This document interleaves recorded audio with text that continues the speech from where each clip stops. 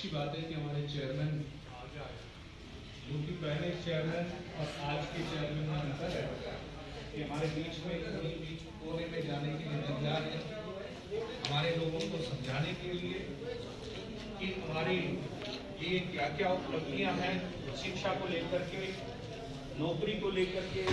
हमारे लोग इन चीज़ों से वंचित रह जाते हैं। इन चीज को जब तक हम लोग अपने अपने समाज में इन चीज़ों को नहीं ले जाएंगे, हम लोग वहीं के वहीं रह जाएंगे और हमारे जो दुश्मन है हम लोगों को दूसरी तरफ मोड़ देते हैं, हम लोगों को नाजायज फायदा उठाने की कोशिश करते हैं, राजनीतिक तौर पे, आर्थिक तौर पे और सामाजिक तौर पे। तो समाज को बदलने के लिए, हमारे समाज को बदलने के लिए जो माइनॉरिटी कमीशन बनी है वो नेशनल लेवल में भी बनी है और दिल्ली सरकार, दिल्ली के अंडर में भी बनी है। उसमें आप लोगों के बीच में ये जो लीफलेट आया है आप लोगों के बीच में, इसको जरूर पढ़ें। अगर आप नहीं पढ़ना चाहते हैं तो पढ़े लिखे लड़के जो होते हैं 10वीं 12वीं के लड़के, उनको बिठा करके इसमें बेटा क्या क्या फायदा लिखे हैं उनसे जरूर पढ़िएगा, बैठ करके सुनिएगा उनसे। ये इसलिए कह रहे हैं, मैं यही के उदाहरण, हमारे बच्चों में एक तालीम देना, एजुकेशन देना जरूरी है।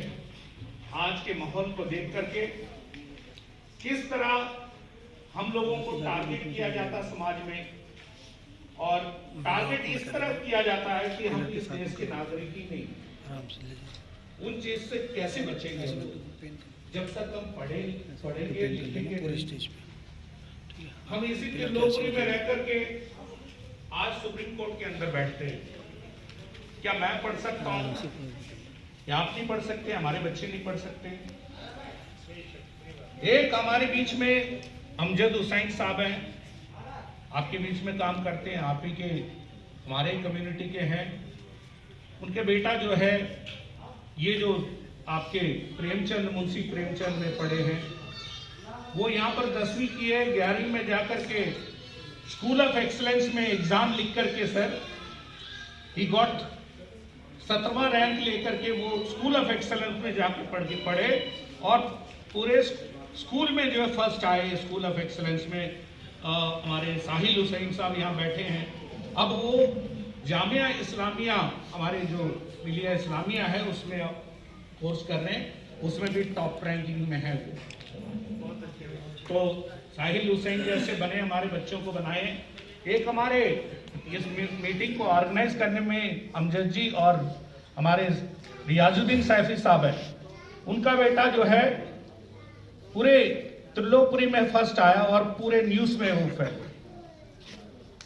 हमारे रियाजुद्दीन सैफी के बेटे पुत्र आज जो है वो सरकारी नौकरी में लगे हैं।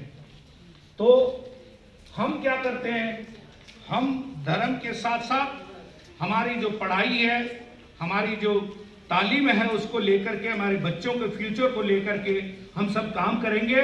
और उसके लिए माइनॉरिटी की कमीशन के जो चेयरमैन हमारे बीच में ताहिर साहब हैं, वो बहुत ही एक्टिव हैं। आप हमारे समाज को किसी तरह आगे ले जाने का उनका तमन्ना जो है उसको पूरा करने में आप सब लोग मिल करके, हम सब मिल करके उनके साथ देंगे। और शिक्षा को जो है कोने कोने में, हर घर में, हर बच्चे को जो है इस तालीम देने की जो जिम्मेदारी हमारी बनती है उसको लेके चलेंगे। इसके साथ ही, क्योंकि टाइम की बहुत कीमती है, मैं अपनी बात को अंत करता हूँ। लेकिन देखिए, जब तक हम पढ़ेंगे लिखेंगे नहीं, हमारे समाज को कोई भी आसानी से बेवकूफ बना सकता है और हमें गलत राह पर ले जा करके हमारे बच्चों का भविष्य को खराब कर सकता है। इसीलिए हम आपसे कहते हैं कि पढ़ेंगे लिखेंगे, पढ़ाएंगे और पढ़ करके आगे बढ़ेंगे और सरकारी नौकरियों में जाएंगे, अच्छे अच्छे तालीम दे करके हमारे बच्चों को आगे ले जाएंगे। धन्यवाद आप सबको। बहुत अच्छा, बहुत धन्यवाद अधिकेश्वर जी, आपने बहुत अच्छी बात बताया एजुकेशन के लिए। और वाकई शिक्षा वो शैली का दूध है जो पिएगा वो दहा है, और आज के डेट में और ज्यादा, क्योंकि आज के डेट में बच्चे, हमारे बच्चे अच्छे शिक्षा प्राप्त करते हैं तो वो एक अच्छी जगह पर बैठे। एक सचेत कमेटी की एक रिपोर्ट आई थी, शायद आप लोगों को पता नहीं होगा, मैं बता दूं। जब सच्चा कमेटी की रिपोर्ट आई थी उसमें हमारे जो मुस्लिम बच्चे थे वो सबसे कम प्रतिशत में थे शिक्षित, सबसे कम प्रतिशत में हिंदुस्तान में, जबकि SC ST से भी हम नीचे हैं, सबसे पिछले में जो बोलते हैं उसमें हम हैं। क्यों? हमारे इतने अच्छे इदारे हैं, सब चीजें, हम वहां से दीन की भी बात करते हैं, दुनिया की भी बात करेंगे। हमारे बच्चों को दोनों चीज चाहिए, दीन भी चाहिए और दुनिया भी चाहिए। इसी के साथ मैं शफी देहलवी साहब को गुजारिश करूंगा कि आप भी कुछ मोटिवेट करें। दिल्ली माइनॉरिटी कमीशन से वो एडवाइजरी में भी हैं, शफी देहलवी साहब। काबिल एहतराम जाकिर खान साहब, हमारे चेयरमैन दिल्ली अक़लीती कमीशन, मेरे भाई, मेरे पुराने साथी डॉक्टर परवेज़ मियाँ साहब, और यहाँ पर मौजूद इस इलाके की तिल्लोपुरी की मुअज़्ज़िज़ शख्सियात, उलमाए दीन, नौजवानों, दोस्तों और साथियों, अभी जो मेरे पेशरो निज़ामत करने वाले भाई साहब और अभी हमारे भाई साहब ने एजुकेशन पे बात की आपके सामने, इससे पता चला कि शायद इस इलाके में जहां हम आज आए हैं यहाँ पर एजुकेशन भी एक इशू है।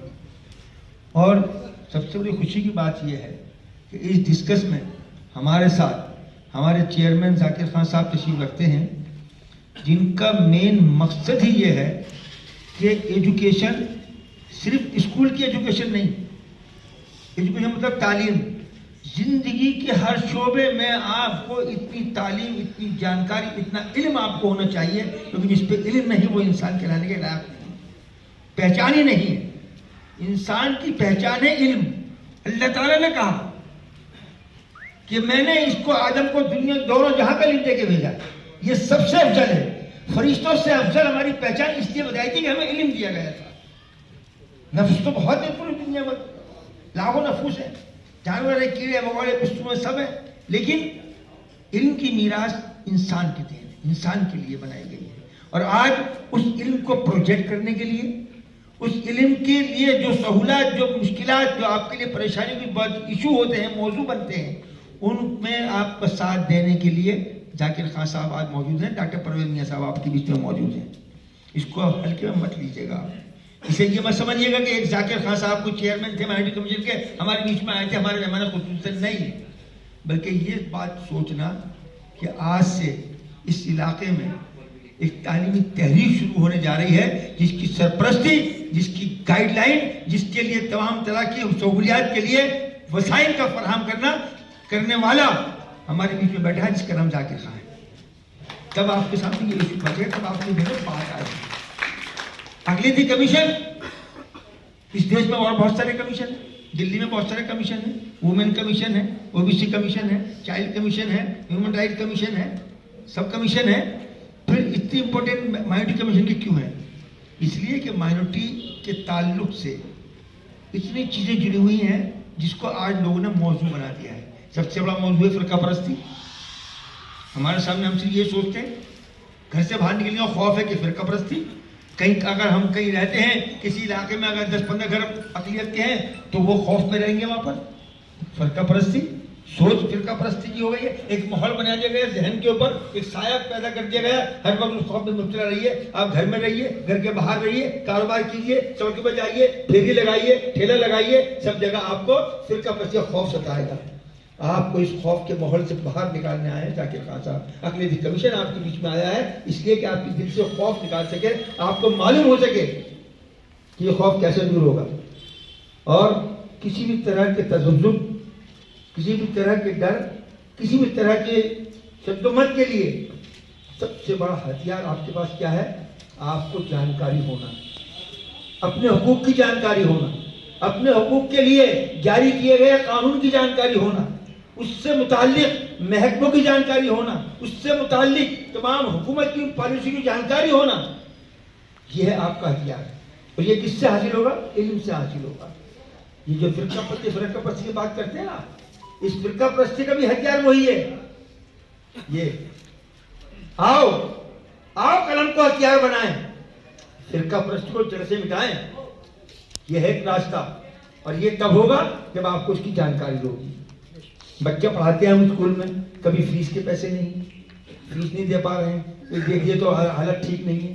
कभी सरकारी स्कूल की बात आती है, स्कॉलरशिप नहीं मिल रही है, कभी हमारे जो हुकूक हमें को मिल ही नहीं पा रहे हैं, हम ले ही नहीं पा रहे हैं, हमें जानकारी नहीं है। हमें जो मुजाहिदे का अफसरान है मिसगाइड करते हैं, गुमराह करते हैं, मिसयूज करते हैं, हैरेस करते हैं, थ्रेट देते हैं, बस दिखाते हैं। इसका क्या इलाज है आपके पास? लड़ोगे, झगड़ोगे? नहीं, बल्कि आपके तमाम हुकूक की, कानूनी हुकूक की पासदारी, उनकी सरपरस्ती, उनको हल का रास्ता निकालने के लिए अकलीती कमीशन आपके साथ है, आपके लिए बनाया गया है, जिसमें 6 कम्युनिटी आती हैं, 6 मजहबी फिरके उसके अंदर कमेटी कमीशन में दिल्ली में अकलियत में आते हैं। मुसलमान हैं, सिख हैं, ईसाई हैं, पारसी हैं, बौद्ध हैं और जैन हैं, ये सब। अब आप इसमें अपना मुआवजा कीजिए कि हमें अकलियत के क्या क्या हुकूक दिए गए, ये अकलियत कमीशन क्यों बनाया गया। अगर आपके साथ ज्यादती नहीं हो रही होती, आपको इसकी इल्म की जानकारी नहीं होती, तो अकलियत की क्या जरूरत थी? कमीशन है चेक मॉनिटरिंग के लिए। कहीं भी आपसे किसी डिपार्टमेंट से आपको अगर परेशानी होती है तो आपने हौसला होना चाहिए, आप पहुंचे, आप रुजू करें। सबसे बड़ी बात तो यह है कि लोगों को कमीशन की जानकारी नहीं है, तो रुजू कैसे करेंगे, वहां पहुंचेंगे कैसे? हर इलाके में एनजीओ भी है, समाजी कारकुन भी हैं, उलमा भी हैं, सब लोग मौजूद हैं, लेकिन वो आपस में शिकवा कर लेते हैं, आपस में बात कर लेते हैं, बैठ के डिस्कस कर लेंगे, शोक मना लेंगे, वहां पे ऐसा हो गया, वहां पे ऐसा हो गया, वहां पे ऐसा हो गया, वहां पे ऐसा हो गया। हम ये नहीं देखते कि कैसे हो गया, इसका हल क्या है, इसकी वजह क्या है, इस तक पहुंचे कैसे, इसका हल कैसे निकाले, इसका सद्देबाब क्या होगा, इसका मुकाबला कैसे करेंगे। हमसे कातिल का ठिकाना नहीं ढूंढा जाता, हम बड़े धूम से बस शोक मना लेते हैं। ये शेर कभी लोग यूं निकल जाते हैं, डाटा फर्जी मेरे पास बैठे हैं, ये बगैर शेर के तकरीर करते ही समझे। तो हम उसकी जानकारी हासिल करें। आज आप अभी जाकिर खान साहब अपने ख्यालात के इजहार करेंगे, पॉलिसी के बारे में बात करेंगे। मैं आपको सिर्फ ये बताना चाहता हूँ नफ्सियाती तौर पर कि आज अगर जाकिर खान आपके बीच में आए हैं, आप कहेंगे हाजी जाकिर हमारे साथ हैं, आज वो साथ वाली बात का फर्क मिल गया है। जाकिर खान आपके साथ नहीं है, बल्कि आपके पास है। जब चाहो पहुंच लो, जब चाहो उससे काम ले सकते हैं, जब चाहे अपनी बात पहुंचा सकते हैं। इससे बड़ी खुशनसीबी की बात क्या होगी? कभी आज से पहले आपने माइटी कमीशन का नाम सुना था? अकलीती कमीशन होता है, ये काम करता है, कभी सुना था आपने? आज जमीनी लेवल के ऊपर एक एक घर तक हम पैगाम को पहुंचा रहे हैं, एक एक घर तक वो पैगाम जा रहा है। पूरी दिल्ली के तमाम इलाकों में जो पसमानदा इलाके कहलाते हैं, झुग्गी बस्तियां कहलाती हैं, दूर दराज का इलाका कहलाता है, मुतासिर लोग कहलाते हैं, मुतासिर कुन बस्तियां मौजूद हैं, वहां पर भी ये पैगाम जा रहा है। इसलिए कि आप में बेदारी आ जाए, जब पुकारा जाए आपको मालूम हो जाएगा हमें पुकारा गया, हम यहाँ पर हैं, हमें यहाँ होना चाहिए। और याद रखिए, अगर आपने इल्म हासिल नहीं किया, इल्म के लिए आप नहीं बढ़े, तो आप सरासर अपने शरई जिम्मेदारी से तजावुज कर रहे हैं, इनहराफ कर रहे हैं, इनकार कर रहे हैं। क्योंकि इल्म मीरास है और इसकी पूरी जानकारी आपको होनी चाहिए। पीछे से भी ले, जब तक आप यहाँ जाएंगे तो आप मुकाबला नहीं करेंगे। और मुकाबला करने के लिए आप कहीं जा रहे हैं, कभी सोचिए दिमाग से। कभी मैं आपसे कह रहा हूँ घर जाके सोच लेना बैठ के। आप एक दफ्तर में जाते हैं, सरकारी दफ्तर है, नगर निगम का ऑफिस है, आपको अपना कोई आदमी मिलता है अफसर? कौन लोग होते हैं वहां जो आप में से नहीं होते? कभी महसूस होता है ये महसूस से महरूमी कि अगर आप होते तो आपके पास तुम्हारा कोई होता, वहां तो दूसरे लोग बैठे हैं। आप कभी थाने जाएंगे, आप कभी किसी दूसरे डिपार्टमेंट में जाएंगे, मीडिया के डिपार्टमेंट, कारपोरेशन के डिपार्टमेंट में जाएंगे, कहीं पर जाएंगे, किसी लीगल प्रोसेस में जाएंगे, आपको अल्लाह की नजर नहीं आएगा, क्योंकि हमने क्या काम किए ही, हमने कल पढ़ाया नहीं। क्या होगा? पढ़ेगा पढ़ेगा कोई बात नहीं। कभी हम डिस्कस नहीं करते अपने बच्चों से, तो हमें क्या पता उसका क्या होना है। तो इसलिए आपको आज से अगर जिनके बच्चे पढ़ रहे हैं, वो ये सोच कर चले कि मुझे बच्चों को क्या बनाना है। अगर निशाना आपके सामने नहीं होगा तो आप मंजिल पे नहीं पहुंच सकते। याद रखिए, घर से निकलने वाला आदमी पहले मंजिल तय करता है अपनी, मुझे कहां जाना है, फिर मंजिल के लिए मोड ऑफ ट्रेवल तय करता है, किस रास्ते से जाना है, क्या सवारी होगी मेरी, ट्रेन से जाऊंगा, बस से जाऊंगा, कार से जाऊंगा, जहाज से जाऊंगा, कोई तय करेगा, फिर वहां पहुंचेगा, फिर गाड़ी में बैठेगा, फिर मंजिल पे पहुंचने की बात करेगा। और मंजिल पहुंचने के लिए किसी दूसरे चीज पे नहीं उतरेगा, अपनी मंजिल पे उतरेगा। अगर आपके सामने मंजिल नहीं है, अगर आपके सामने टारगेट नहीं है, कोई निशाना नहीं बांधा है, तो आपकी तालीम बेकार है, कोई फायदा नहीं उसका। बच्चे से बात नहीं करेंगे आप, बच्चे डिस्कस नहीं करेंगे उस मील में। आप अब टारगेट तय कर लिया आपने, मुझे यहाँ बनना है। अब उसके लिए आपको जिन वसाइल की, जिस सहूलत की, जिस चीज की जरूरत है, जहां आपको मदद की जरूरत है, जहां आपको मदद करने के लिए आपको वसाइल की जरूरत है, आप चलिए बीच में जाकर खान साहब बैठे हैं अक़लियती कमीशन के, आपकी नहीं बातों के लिए, आपको साथ देने के लिए। आप आगे तो बढ़िए। आपके बच्चे की स्कूल फीस है, प्राइवेट में पढ़ता है, पूरे साल की फीस वापस मिलेगी।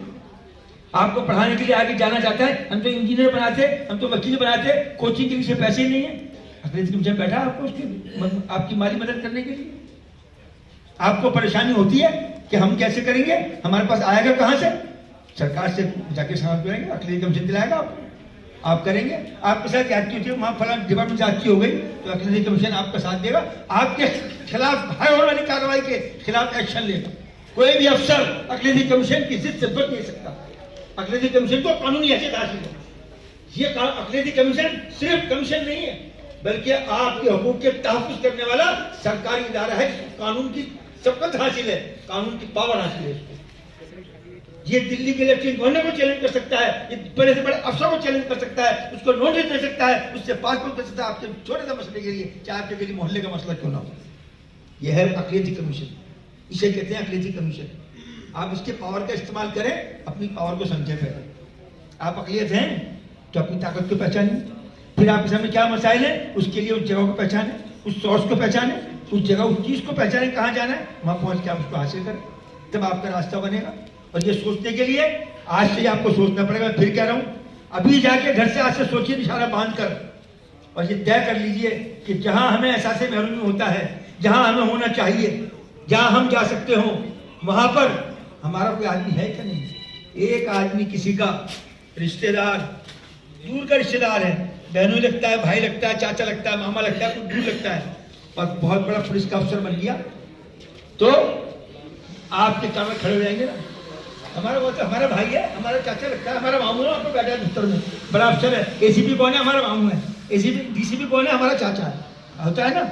और अगर ना हो तो आप कितने बड़े 30 मार खा हो, आप किसी से मिलने गए, किसी बड़े अफसर से, क्या बाहर बड़े बुलाते हैं, क्योंकि आपको कुछ लगता नहीं है ना। आपको क्या पता ये सेंस ऑफ पावर क्या होती है, आपको क्या पता एहसास बर्तरी किसे कहते हैं, क्योंकि हमें चाट लगी ही नहीं। जब अक़लियत को अफसर की चाट ही नहीं लगी तो मदद किससे मांगेगा, हुक्म किस पर चलाएगा, खुद एतमादी कहां से होगी। अक़लियती कमीशन आप में यही खुद एतमादी पैदा करना चाहता है, इसलिए आपको चाहिए, मैं आपको एक स्लोगन दे रहा हूं निशाना बांधने के लिए, आज से बैठ के सोच लेना, ये ख्वाब देख के चलना, ये ख्वाब देख लेना कि हर घर का हो अब एक ही सपना, हर घर का हो अब एक ही सपना, हर दफ्तर में एक अफसर अपना, तो आपको रास्ता बनेगा। ये रास्ता आप इख्तियार करेंगे तो कामयाबी मिलेगी, और उस रास्ते तक पहुंचने के लिए, आप उसके वसाइल के लिए आपके साथ अक़लियती कमीशन मौजूद है, जाकिर खान मौजूद है, डॉक्टर परवेज़ मौजूद है, इतने जुझारू लोग हैं जो आपके लिए काम लड़ना चाहते हैं आपके लिए। हैरत की बात यह है कि जिनके लिए हम लड़ना चाहते हैं उनको खुद पता नहीं है कि लड़ाई हमारी कैसे लड़ी जाएगी। इसलिए अक़लियती कमीशन आप में ये विश्वास दिलाना चाहता है, आपको यकीन दिलाना चाहता है कि आप अपने आप को अकेले महसूस नहीं करेंगे, अपने आप को महरूम महसूस नहीं करें। आप किसी भी मामले में, तालीम का मामला, रोजगार का मामला, माली मदद का मामला, सियासी मदद का मामला, समाजी मदद का मामला, कानूनी मदद का मामला, सबसे ज्यादा इसके लिए कमीशन आपके साथ खड़ा है, आपके पास है। आप इससे अपने आप को कमजोर महसूस मत करना, कमजोर मत होना कभी भी। अगर आपने कमजोर महसूस कर लिया तो आपके कदम डगमगा जाएंगे, कदम डगमगा जाएंगे आपके। इसलिए आपको अपने अंदर ताकत पैदा करनी है, ताकत पैदा कीजिए, तब आपका रास्ता बनेगा, तब आपका वो जरा दूर, डॉक्टर साहब, वो जरा दूर, वो मंजिल, वो उजाले, वो सुकून, वो जरा दूर, वो मंजिल, वो उजाले, वो सुकून, रक्स करना है तो फिर पांव की जंजीर न दे। इसलिए आज जाकिर खान साहब आपके पास हैं, मैं फिर मैं कह रहा हूं साथ नहीं, पास हैं आपके, और सिर्फ बॉडी के लिहाज से, जिस्मानी लिहाज से पास नहीं है आपके, ये आपके ख्यालात के साथ, आपके नजरियात के साथ, आपके मसाइल के साथ, आपकी तमाम जुज़ियात के साथ ये आपके पास है। ज़हनी तौर पर जिस्मानी तौर पर नहीं, ज़हनी तौर पर, मसाइल के तौर पर जाकिर खान अक़लियती कमीशन आपके पास है, आपके पास रहना चाहता है, आपकी मदद करना चाहता है। शर्त यह है कि आप तैयार हो जाएं कि हमें ये अच्छा रास्ता मिलेगा। आप ऐसा से महरूमी छोड़ दें, मजबूरियां छोड़ दें, मजबूरी में बात करना छोड़ दें, मजबूरी का एहसास करना छोड़ दें, मांगना छोड़ दें, बल्कि छीनना सीख लें। अपना हक लेना सीखो, मांगना नहीं। सरकार से जो भी आपको मिलेगा, चाहे माली मदद मिले, कैसे मिले, वो आपका हक है, भीख नहीं है, याद रखिएगा इस बात को। इसलिए अक़लियती कमीशन आपसे कहना चाहता है, अपना हक लेना सीखो। जब लेना सीख लोगे, सारे रास्ते आगे आसान हो जाएंगे, आपके रास्तों में कोई परेशानी नहीं आएगी। किसी भी तरह की मदद के लिए, किसी भी तरह के आपको पर्चे बांटे गए हैं, इसमें आप देखिए, जहां भी आपको मुझे समझे मैं इसका शिकार हूं, ये मसला मेरा अपना है, तो आप उस मसाइल को हल कराने के लिए रुजू करिए, माइंड कमीशन से रुजू करें। और जितने लोग यहाँ समझदार बैठे हैं, पढ़े लिखे बैठे हैं, मैं दरखास्त भी कर रहा हूँ और उनको जिम्मेदारी भी सौंप रहा हूँ कि जितने तमाम समझदार, जिम्मेदार, पढ़े लिखे, काबिल, खुद को कहने वाले और ये समझने वाले या प्रोजेक्टेड लोग हैं, उनसे मेरी दरखास्त है, आज के बाद जाकिर साहब को सुनने के बाद कम से कम अब 5 घर अपने दाईं तरफ के, 5 घर बाईं तरफ के गोद ले लेना कि यहाँ पर जो भी मसला किसी का होगा उसको मैं आगे तक पहुँचाऊंगा, अक़लियती कमीशन तक पहुँचाऊंगा, जाकिर साहब तक पहुँचाऊंगा, मैं हल करूंगा इसको, मैं इस हल के लिए चलूंगा, मैं इसको हल कराने के लिए मैं साथ दूंगा। इतना कर लेंगे अगर आप, तो मैं यकीन दिलाता हूँ आपको कि अब आपको कभी ऐसा से महसूस शिकार होना नहीं पड़ेगा। और अगर आपने सोच के टाल दिया, बात निकल गई, मीटिंग खत्म, तो निशिस्तन गुफ्तन बर्खास्तन, खत्म बात। इसको यहाँ नहीं होने देना, बल्कि ये तय करके दिखाना। आज के बाद हम देखना चाहते हैं कि आपके इलाके से कितने लोग अक़लियती कमीशन को रुजू करते हैं, दरखास्त भेजते हैं, चिट्ठी भेजते हैं, बात करते हैं, शिकायत करते हैं, कितने लोग निकलते हैं, ये हमें देखना पड़ेगा। ये मुझे अर्ज करना था। अगर किसी साहब को मेरी बात से कोई वो हो तो मुझे बता सकते हैं, और किसी को कोई सवाल हो किसी इशू के ताल्लुक से, हम उनको पूरी इजाज़त देते हैं। ये न समझे में भाषण देने आए, ये सियासी मीटिंग नहीं है। हम अपने घर में आए हैं, अपने लोगों के बीच में हैं, अपने उन लोगों के बीच में जो मुतासिर होते हैं, इसलिए हम आपको इजाज़त देंगे इस बात की कि आप जो भी चाहें सवाल कर सकते हैं, यहाँ से आपको उसके इंशाल्लाह इतना जवाब मिलेगा। बहुत बहुत शुक्रिया।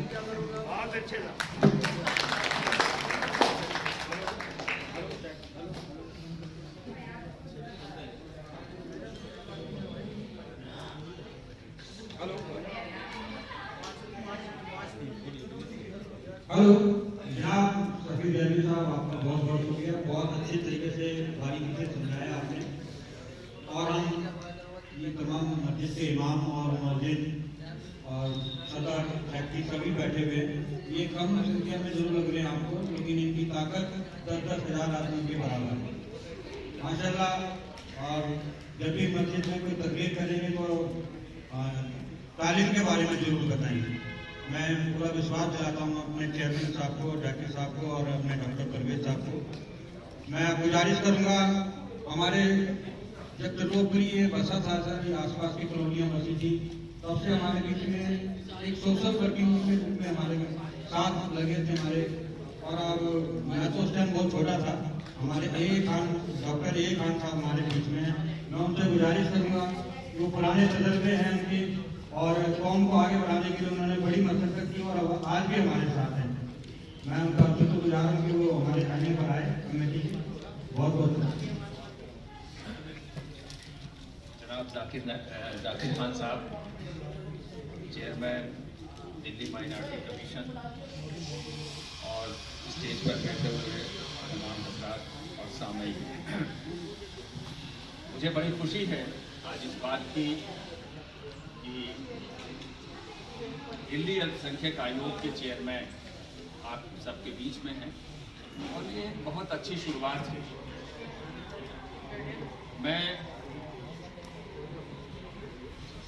मैं एक चीज़ यहाँ पर जो आने का हम लोगों का मकसद है वो शिक्षा है, एजुकेशन है। इक़रा बिस्मे रब्बिकल लज़ी, मैं कुरान की इस आयत से अगर शुरू करूँ, जहाँ आपसे कौम से ये कह दिया गया है कि आप पढ़िए और पढ़ाइए। जाहिर है कि आज के हालात में मैं ये नहीं कहता कि मुसलमान अपने बच्चों को पढ़ाना नहीं चाहते। जो मेरा तजर्बा है, आप सब बहुत से लोग मुझे जानते होंगे। 1978 से मैं यहाँ पर हूँ और इस इलाके के तमाम आंदोलन को मैंने देखा है और एक देश की राष्ट्रीय पार्टी का राष्ट्रीय सचिव भी हूँ, उसकी माइनॉरिटी डिपार्टमेंट का हेड हूँ, उसके इंटरनेशनल डिपार्टमेंट का हेड हूँ और पूरी दुनिया में कम से कम 70-72 देशों में आना जाना रहा है और रहता ही है। लेकिन मेरा नर्सिंग होम त्रिलोकपुरी में, मैं रहता मयूर बिहार में ही हूँ और तमाम आंदोलनों से इस इलाके से जुड़ा है। मैं फिर कहूँगा कि मैं जाकिर साहब का बहुत बहुत शुक्रगुजार हूँ कि उन्होंने इस बात को साबित किया कि वो बिल्कुल ज़मीन से जुड़े हुए हैं और उन लोगों को आगे लेकर के आना चाहते हैं जो कौम के लोग। जब माइनॉरिटीज़ की बात होती है तो ज़हनी तौर पर अगर आप किसी से कहें अल्पसंख्यक की बात तो एग्जैक्ट एक पर निशाना जाता है वो मुसलमान। लेकिन ओवरऑल जब हम कॉन्स्टिट्यूशनल पॉइंट ऑफ व्यू से उसे देखते हैं तो माइनॉरिटीज़ मीन्स होता है नोटिफाइड माइनॉरिटीज़। इस मुल्क में रहने वाले जो नोटिफाइड माइनॉरिटीज़ हैं उसमें जैन हैं, सिख हैं, बौद्ध हैं, पारसी हैं, मुसलमान। अब इस माइनॉरिटीज़ की जो मेजॉरिटी है वो मुसलमान है, लेकिन जो बजट आता है तो वो सिर्फ मुसलमानों के लिए नहीं आया हुआ। इस चीज़ का ख्याल रखिए, वो इस मुल्क की माइनॉरिटीज़ के लिए आया है। अब उस बजट का मैक्सिमम हिस्सा आप ले कैसे पाए, ये आपके ऊपर डिपेंड करता है कि वो कैसे आप उस चीज़ को ले हासिल कर सकते हैं।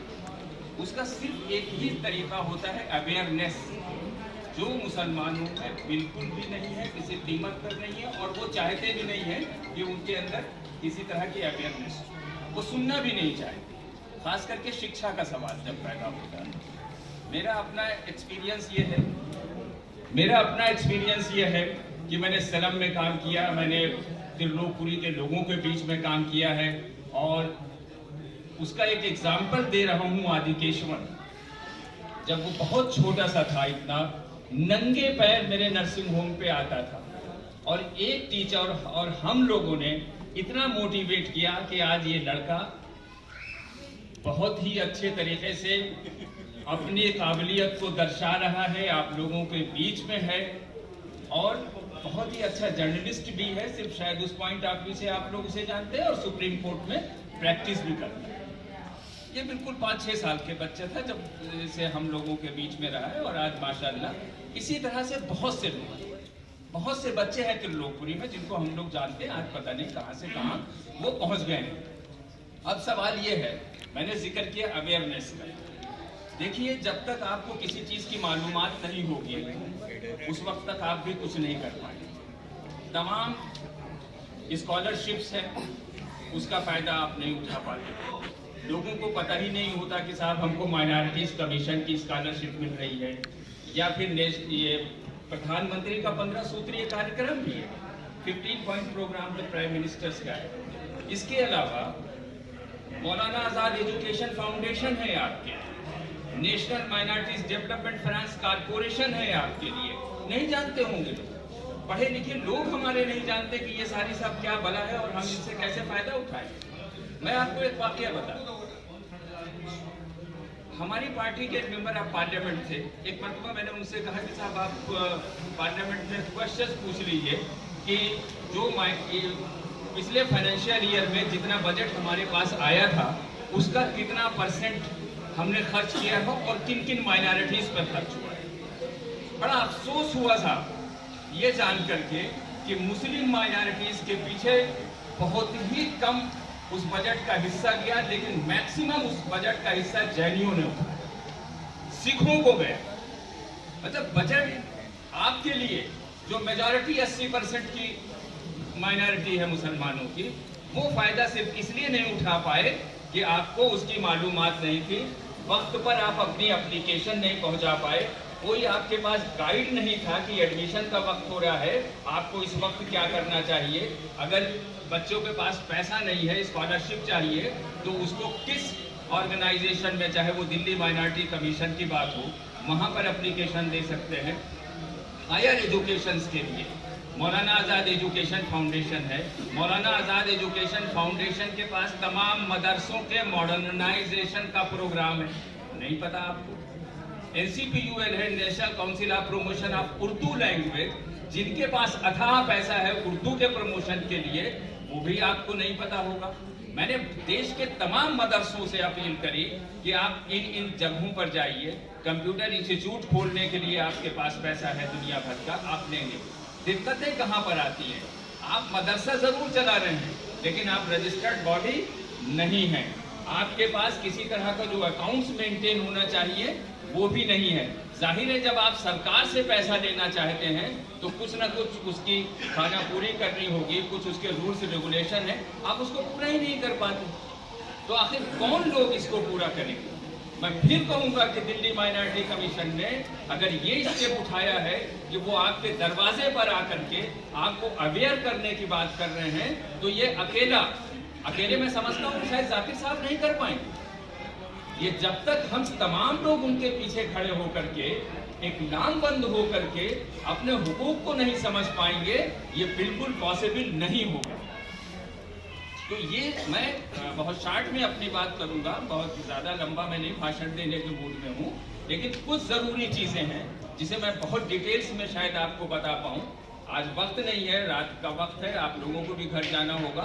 अगर कभी मौका मिला तो शायद मैं घंटा 1.5 घंटा भी इस विषय पर आपको बहुत आराम से पूरे देश की तमाम लिस्ट के साथ, तमाम बजट के साथ, ये मेरा एक्सपर्टाइज है, ये मैं बता सकता हूँ। लेकिन आज दिल्ली माइनॉरिटी कमीशन का इशू है।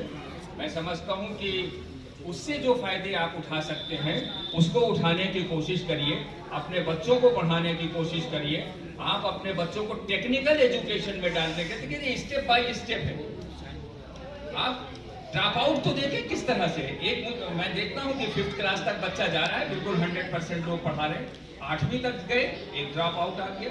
9th और 10th में पहुंचते हैं, फिर ड्रॉप आउट हो रहा है। 12वीं तक पहुंचते पहुंचते जो शुरुआत आपने पहली क्लास से जितने परसेंटेज की थी, वहां तक जाकर के करीब 50% होता है।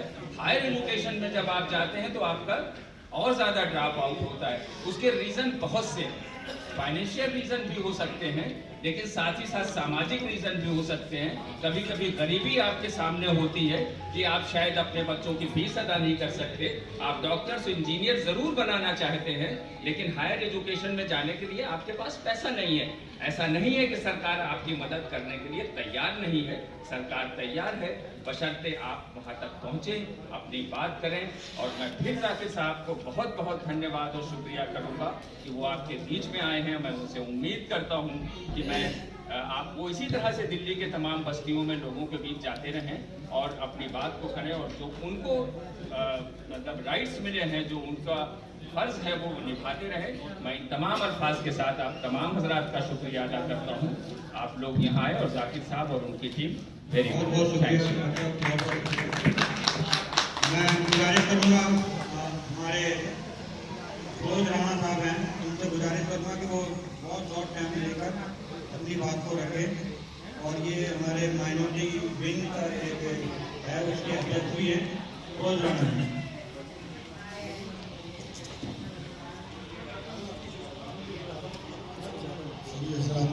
हमारे बीच में चेयरमैन साहब भाई जाकिर भाई आए हुए हैं। मैं तहे दिल से मैं शुक्रिया अदा करता हूँ कि ये हमारे हल्के त्रिलोकी के अंदर आए और अपना कुछ टाइम निकाला। मैं ज़्यादा टाइम नहीं लूँगा, मैं ज़्यादा टाइम नहीं लूँगा।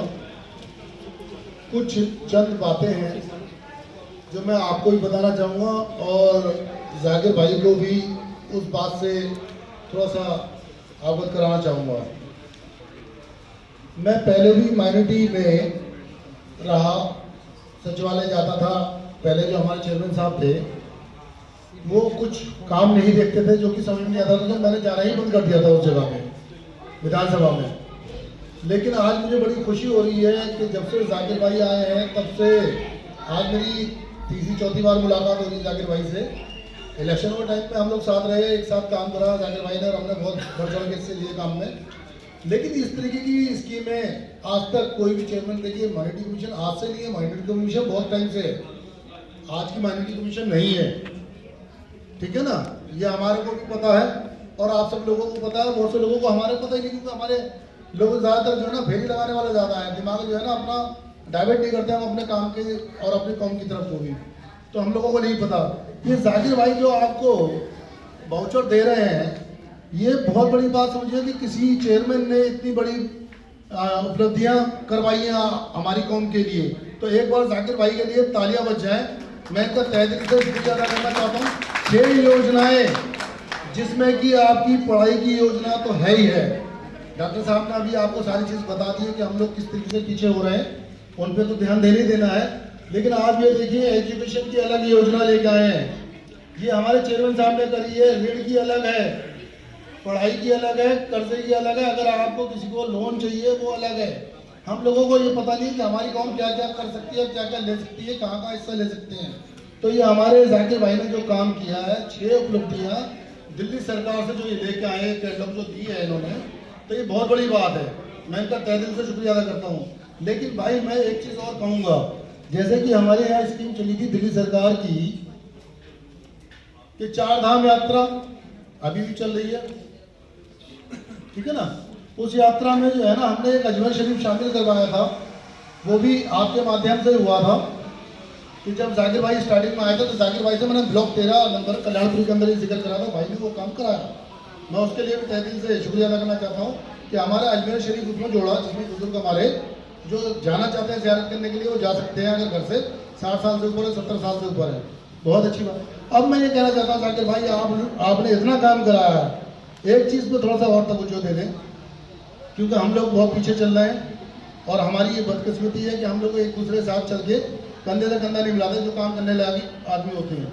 एक तो मस्जिदों के अंदर थोड़े से कंप्यूटर की व्यवस्था करी जाए, ताकि बच्चे जो है अगर इस्लामिक तरीके की जो है शिक्षा ले रहे हैं तो उसमें जो है कंप्यूटर वगैरह जो है आप ये करवा सकते हैं माइनॉरिटी के उससे भी। और हमारे जो है ना जिस माध्यम से दिल्ली सरकार से लाएं, एक थोड़ी सी गुजारिश आपसे ये करूँगा कि कंप्यूटर की कि जो बच्चे पढ़ना चाहें, सीखना चाहें, एक टीचर की व्यवस्था जो है हिंदी, इंग्लिश, मैथ्स, ये हमारे को बहुत ज़रूरी है, क्योंकि हमारे मदरसों में इस्लामिक तौर से तो है लेकिन दुनियावी भी जो हमें पढ़ाई चाहिए।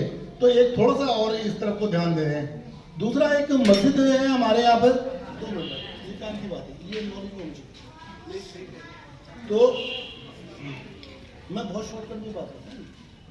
दूसरी बात यह है कि जो मस्जिदें हमारी जो हैं वो हमारी रजिस्टर्ड नहीं है, क्योंकि वो मस्जिदें हमारी जे क्लस्टर में जितनी मस्जिदें हैं, आज 16-17 मस्जिदें हैं, तो कुछ ही मस्जिदें उसमें हमारी रजिस्टर्ड है, क्योंकि ये सरकारी पार्कों में बनी हुई मस्जिदें और मस्जिदों के अंदर जो है ना रजिस्ट्रेशन नहीं हो पा रहा। तो उसमें अभी हमने अप्लाई करा था ब्लॉक 13 कल्याणपुरी का, तो उसके अंदर वो उसके अंदर दे गए थे कि भाई एक जल बोर्ड का कनेक्शन लो, पुराना कोई इसमें जो है पर्ची हो वो आप दीजिएगा, तो उसके आधार पर जो है इसको जो हम रजिस्टर्ड करेंगे। तो बहुत बहुत ज़्यादा मुश्किल है, तो इसका एक रास्ता निकालें कि कम से कम जो है कागजी मामले हों। और मैं कब्रिस्तानों के हालात आपको पता ही है, क्योंकि आप यहाँ पर चेयरमैन भी हैं और आज से नहीं, आप पूरे क्षेत्र से बहुत पहले से जुड़े हुए हैं। आज से नहीं जुड़े, आप हैं, डॉक्टर परवेज मियाँ हैं, ये आज से नहीं जुड़े हुए हैं, ये बहुत पहले से जुड़े हुए हैं। आपको एक एक जगह का पता है कब्रिस्तानों के हाल। थोड़ा सा कब्रिस्तान और मस्जिदों और जो बच्चों के ऊपर ध्यान देंगे, बस थोड़ा सा ये और कर दें। इतनी बड़ी उपलब्धियाँ आपने दिल्ली सरकार से लाके हमारे और हम लोगों को दी हैं, हमारे लोगों को रोजगार के लिए आपने जागरूक किया है, तो मैं आपका तहे दिल से शुक्रिया अदा करता हूँ। कोई गलती हो तो मैं माफ़ी चाहता हूँ। सलाम। यहाँ पर ये जो प्रोग्राम के जारी हमने ये रखा है एजुकेशन के लिए, और जब ये प्रोग्राम बनाने जा रहे हैं तो बहुत टाइम हमने दिया, तो उसमें हमारे डॉक्टर भूसा उन्होंने एकदम से इजाज़त दे दी कि ये एजुकेशन के ऊपर प्रोग्राम है, आप करिएगा। तो इसका बहुत बड़ा हमें सहारा मिला, और ऐसा सहारा कि उन्होंने तो मस्जिदों को ऐलान कराया, अपनी तरफ से लेटर एड पर लिखकर सभी को इन्विटेशन लेटर दिए। मैं डॉक्टर जरूर साहब का भी दिल से शुक्रिया अदा करता हूँ कि उन्होंने कमेटी को 1976 से चुनाव कर रखा हुआ है, जो आज तक कई मुकदमे लगे था और अभी तक मुकदमे चल रहे हैं, जो दिल्ली हाई कोर्ट में नहीं की कोई नहीं है। हमारे पास ईदगाह है, कब्रिस्तान है, और कब्रिस्तान के अलावा इसमें मदरसा भी चलता है, मस्जिद भी है, तमाम चीज़ें हैं सब। तो मुकदमे चलते रहते हैं सर, और हमारे पास एनएसएससी भी लगे हुए हैं जो जमीन के बाबत से है। तो मैं डॉक्टर रोज साहब का और लतीफ भाई और इमरान साहब और भाई साहब और महमूद भाई हैं, मोबिन साहब हैं, राना साहब हैं, इन सबका भी शुक्रिया अदा करना चाहता हूँ कि उन्होंने कमेटी को इस काम को करने के लिए बहुत सहयोग किया। और हमारे आदि के साथी हैं और हमारे बीच में कैलाश कोलिन साहब हैं, कमेटी से हैं। तो मैं कैलाश कोलिन साहब से भी कहूँगा कि वो अपने दो बात बोलें। कैलाश कोलिन प्रोग्राम के बारे में बोलें। सबको नमस्कार। मैं सबका धन्यवाद करता हूँ कि आप सब लोग आए और हम भी आए और हमारे चेयरमैन साहब यहाँ पर पधारे। हम सबका इसके लिए धन्यवाद करता हूँ। जो योजना लेके आए हैं उस योजना का आप लोग फायदा उठाएं। मेरे फादर मदर दोनों अनपढ़ थे, लेकिन हम पांचों भाइयों को उन्होंने पढ़ाया। तो आप लोग भी अपने अपने बच्चों को पढ़ा सकते हैं और इसके लिए जाकिर साहब हम सबकी अगुवाई कर रहे हैं, हम सबका मार्गदर्शन कर रहे हैं। मैं इसके लिए तहे दिल से धन्यवाद करता हूँ। मुझे बोलने का अवसर दिया मैं धन्यवाद करता हूँ। मैं पहली बार इस बात को बोल रहा हूँ, मैं कभी इतने बड़े मंच पर नहीं बोला। मैं उसके लिए भी आप सबका धन्यवाद करता हूँ। मैं कहते नहीं क्या जरूरत है मुझे तलवार और खंजर की। हमारे डॉक्टर परवेज मियां हमारे बीच में, जिन्होंने 2013-14 में जब ये दीवार हो रही थी तो काफ़ी यहाँ पर झगड़ा भी चला। उसके लिए हमारी दीवार बन के खड़े रहे और हमारे को सहारा दिया कि मैं साथ हूँ, आप काम करिएगा। तो मैं डॉक्टर परवेज साहब से गुजारिश करूँगा कि वो आज हमारे इमाम साहब और तमाम कमेटी के लोग आए हैं, अल्फाजों से नवाजें। कदम कदम पे रहमते, कदम कदम पे बरकते, कदम कदम पे रहमते, कदम कदम पे बरकते, मौला का दुलारा सबका प्यारा हमारा नबी। अल्हम्दुलिल्लाह हम उनको मानते तो हैं, लेकिन उनके बताए हुए रास्ते पर नहीं चलते। मैं सत्य और कुर्बान 1400 साल पहले आपने कहा था कि इल्म हासिल करो, चाहे यूनान, चीन, मिस्र जाना पड़े। मतलब ये था कि चाहे कितनी दूर जाना पड़े लेकिन इल्म हासिल करो। एक दिन का फाका कर लो लेकिन बच्चों को पढ़ाओ। लेकिन क्या हम मान रहे हैं इन बातों को? आज हमारे उलमाए दीन हमारे बीच में बैठे हैं, जिनकी मेहनत और मुशक्कत से आज हमारे मदरसे चल रहे हैं। मैं एक बात इन उलमाए दीन से कहना चाहता हूँ कि ये वो बच्चे हैं जिनके दिल के अंदर कुरान महफूज है, और जब जिस बच्चे के दिल के अंदर कुरान महफूज होगा तो दुनिया की कोई तालीम ऐसी नहीं जिसको ये हिफ्ज नहीं कर सकते। इन्हें ना लाइट जाने की परेशानी, लाइट चली गई तो ये नहीं कि ये पढ़ना भूल जाएंगे, बताना भूल जाएंगे। अगर सर्वर डाउन हो गया तब भी इनका सर्वर डाउन नहीं होगा। इनसे किसी की भी पढ़ाई के बारे में, किसी सिपारे के बारे में, किसी सूरत के बारे में पूछ लिए, ये फटाफट बताते जाएंगे। तो मेरी आप लोगों से गुजारिश है कि जहाँ हम लोग दीनी तालीम की तरफ इतना कोशिश कर रहे हैं, वहाँ दुनियावी तालीम भी इनके दिलों में बिठाएं। साथियों, मैं जाकिर भाई का बहुत शुक्रिया अदा करना चाहता हूँ, क्योंकि आपने देखा कि मैं 13 साल चेयरमैन राष्ट्र कमेटी का, मैंने देखा कि किसी चेयरमैन ने ये काम नहीं करा कि दिल्ली माइनॉरिटी कमीशन आपके द्वार, और ये जाकिर भाई ने कर दिखाया कि वो आपके बीच में जा रहे हैं, आपके घर पर जा रहे हैं। और अगर इसके बाद भी हम फायदा ना उठाएं, जिस तरह मेरे से पहले अली केशव भाई ने, कैलाश साहब ने, शफी देलवी साहब ने, डॉक्टर खान साहब ने, डॉक्टर जहूर साहब ने, डॉक्टर राणा साहब ने, हमारे मोबिन भाई ने, रियाजुद्दीन सैफी साहब ने सबने बताया। वक्त ज्यादा हो गया, टाइम बहुत हो गया, लेकिन जाकिर भाई से मैं गुजारिश करूंगा कि ये बहुत बड़ा इलाका है, जबकि मुझे कई बार यहाँ परेशानियों में आने का मौका मिला। सबसे पहले तो करबला का मामला था, बालाजी श्रीवास्तव डीसीपी थे, यहाँ के मामला रुकवाया। फिर यहाँ बाउंड्री का मामला था, त्रिलोकपुरी लॉर्ड्स का डॉक्टर खान साहब मामला था। अगर मैं पढ़ा लिखा ना होता तो कोई अफसर मुझे कहाँ डालता? आज अगर किसी अफसर के आंखों में आंखें डाल के हम काम कराते हैं, क्यों? क्योंकि मैं पढ़ा लिखा हूँ। तो मैं आपसे कहना चाहता हूँ, जिस तरह रियाज भाई ने इशारा करा कि मेरे हाथ में कलम है, मुझे क्या जरूरत है तलवार और खंजर की। मेरे हाथ में कलम है, मुझे क्या जरूरत है तलवार और खंजर की। पढ़ा लिखा हूँ, सलीके से वार करता हूँ, पढ़ा लिखा हूँ, सलीके से वार करता हूँ। इस पेन की मार ऐसी होती है कि कोई एजुकेशन साहब और हमारे वकला बैठे हैं यहाँ, हमारे जिनका बच्चा ये साहिल पढ़ रहा है, कि ये स्पेन की मार ऐसी होती है कि आदमी पनप नहीं सकता। हम अपने बच्चों को पढ़ाएं ना, आज नया जमाना है। हम कहते हैं हम हमेशा यूं थे, लेकिन आज हम यूं हो गए मांगने वाले। तो और तेरे मोहरे पिट रहे हैं, तुझे मात मिल रही है, जरा रूप बदल दे नादा, तेरे हाथ में है बाजी। अरे बाजी तुम्हारे हाथ में है, मायूसी कुफ्र है। लोग कहें जैसे अभी एजुकेशन साहब ने सबने इशारा किया, गवर्नमेंट ये कर रही है, वो कर रही है। हमारी गवर्नमेंट तो वो है, वो परवरदिगार है जो असली सरकार चला रहे। मायूसी कुफ्र है। अल्लाह ताला ने कोरोना की शक्ल में भी आपको दिखाया, अजाब भी नाजिल कर सकता है, वो रहमत की बारिश भी बरसा सकता है, और अगर वो चाहे तो किसान आंदोलन की शक्ल में भी मदद कर सकता है, और उन लोगों को झुका सकता है जो ये कहते हैं कि हम झुकने वाले नहीं, हम नेस्तो नाबूद तो कर सकते हैं, झुक नहीं सकते। लेकिन अल्लाह ताला ने, भगवान ने, खुदा ने भी ये कर दिखाया कि दुनिया झुक सकती है, झुकाने वाला चाहिए। अगर आपके हाथ में तालीम होगी तो आप दुनिया को झुका सकते हैं। तो मैं जाकिर भाई से एक बात कहूंगा, ये बहुत बड़ा इलाका है Mayur Vihar, phase 1, phase 2, Trilokpuri, Kalyanpuri, new Ashok Nagar, यहाँ पर बराबर में क्लस्टर है हमारे, शशि गार्डन है, जवाहर मोहल्ला है। सारे इलाकों का पता है कि घर का पता है। एक अगर ऑफिस यहाँ बन जाए, आप लोग जिम्मेदारी ले लो। ये तो आज आपके घर पर आए देने, अगर यहाँ ऑफिस बैंक बन जाता है और हम अपने बच्चों को बताएं कि आज दिल्ली माइनॉरिटी कमीशन, अक़लियती कमीशन हमें क्या क्या सहूलतें दे रहे हैं। आज अगर डॉक्टर परवेज ये कहा है मैं अपने बच्चों को नहीं पढ़ा सकता, पैसा नहीं है, मैं टेक्निकल एजुकेशन नहीं दिला सकता, डॉक्टरी नहीं करा सकता, इंजीनियरिंग नहीं करा सकता, आपके बीच में मौजूद तो है जो कह रहे हैं कि आओ लो हमसे पढ़ाओ बच्चों को। अगर उसके बाद भी हम ना पढ़ा पाए तो किसकी कमी है? आज हम लोग कहते हैं कि आधार कार्ड में नाम हमारा गलत लिख दिया, आज ये कहते हैं कि हमें सर्टिफिकेट नहीं मिल रहा है कास्ट का। ये बैठे बीच में, आप आइए तो सही। बैठे हुए शफी देलवी साहब, मैंने 13 साल में इनके भी काम देखे, सर्टिफिकेट देते, सैफियों को देते, मलिकों को देते रहते, सबको दिए इन्होंने। अगर कोई कमी है ये सर्टिफाइड करेंगे, आपका सर्टिफिकेट आपका कोई रोक नहीं सकता। आप अगर मजदूर हैं तो आप इनकम सर्टिफिकेट बनवाइए।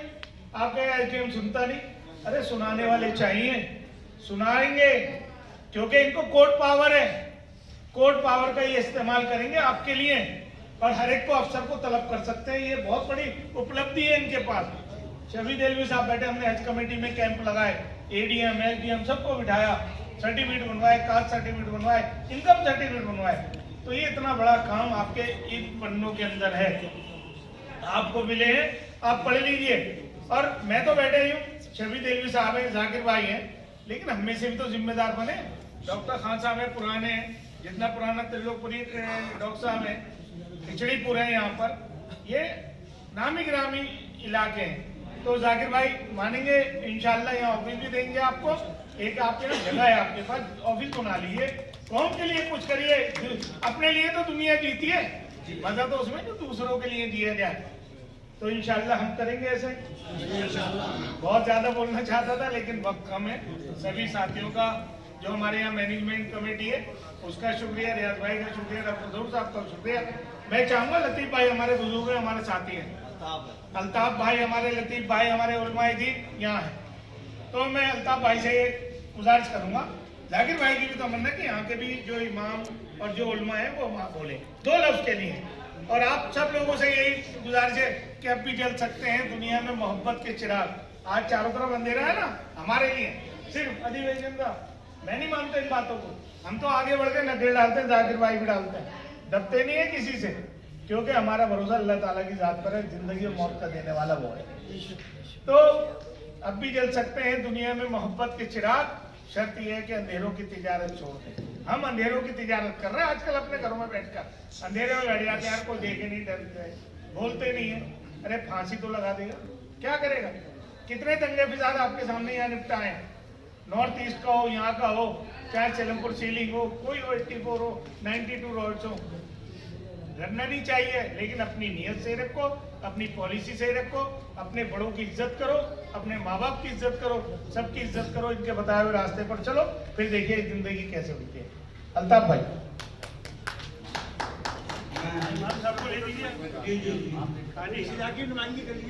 मैं वहीं से बोल लीजिए, वहीं से बोल लीजिए।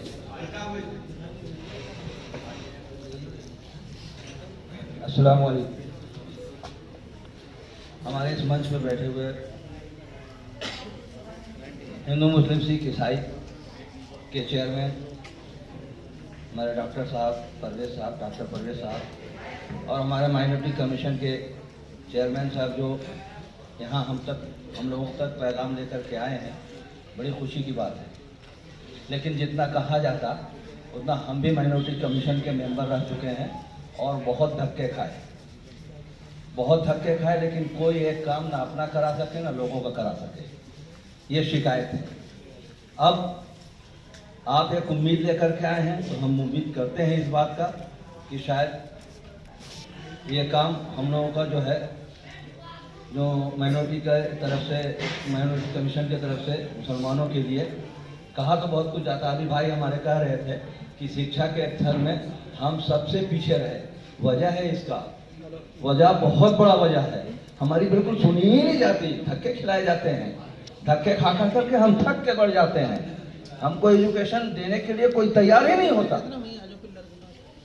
हम स्कूलों के धक्का खा करके, माइनॉरिटी कमीशन के धक्का खा करके, अफसरों के धक्का खा करके चल थक करके घर में बैठ जाते हैं। ये वजह है, सबसे बड़ी वजह है।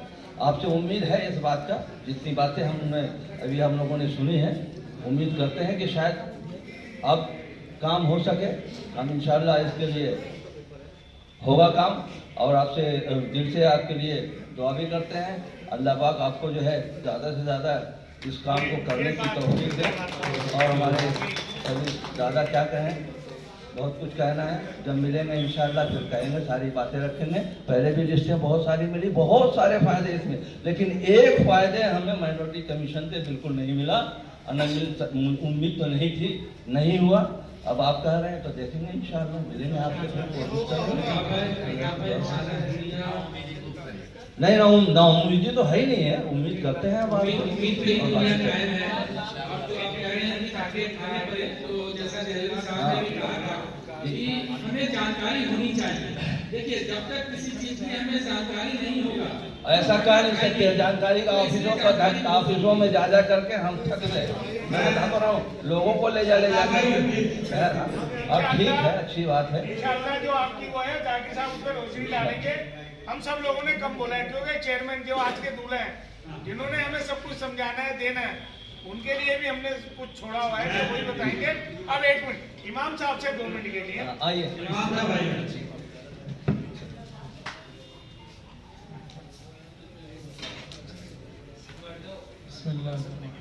थोड़ा तारीफ भी करा दीजिए, माफ करना, तारीफ करा।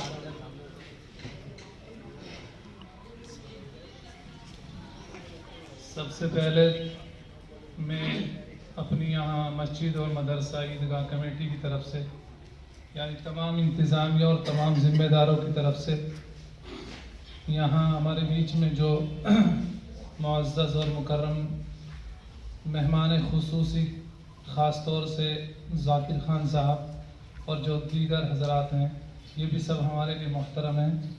और जो दूर दराज से तशरीफ़ लाए हैं इन सब को सुनने के लिए, उन सब का पूरी कमेटी की तरफ से शुक्रिया अदा करता हूँ कि आप लोगों ने हमें अपनी तमाम तर मसरूफियात को एक तरफ रखकर और अपना कीमती वक्त हमें दिया।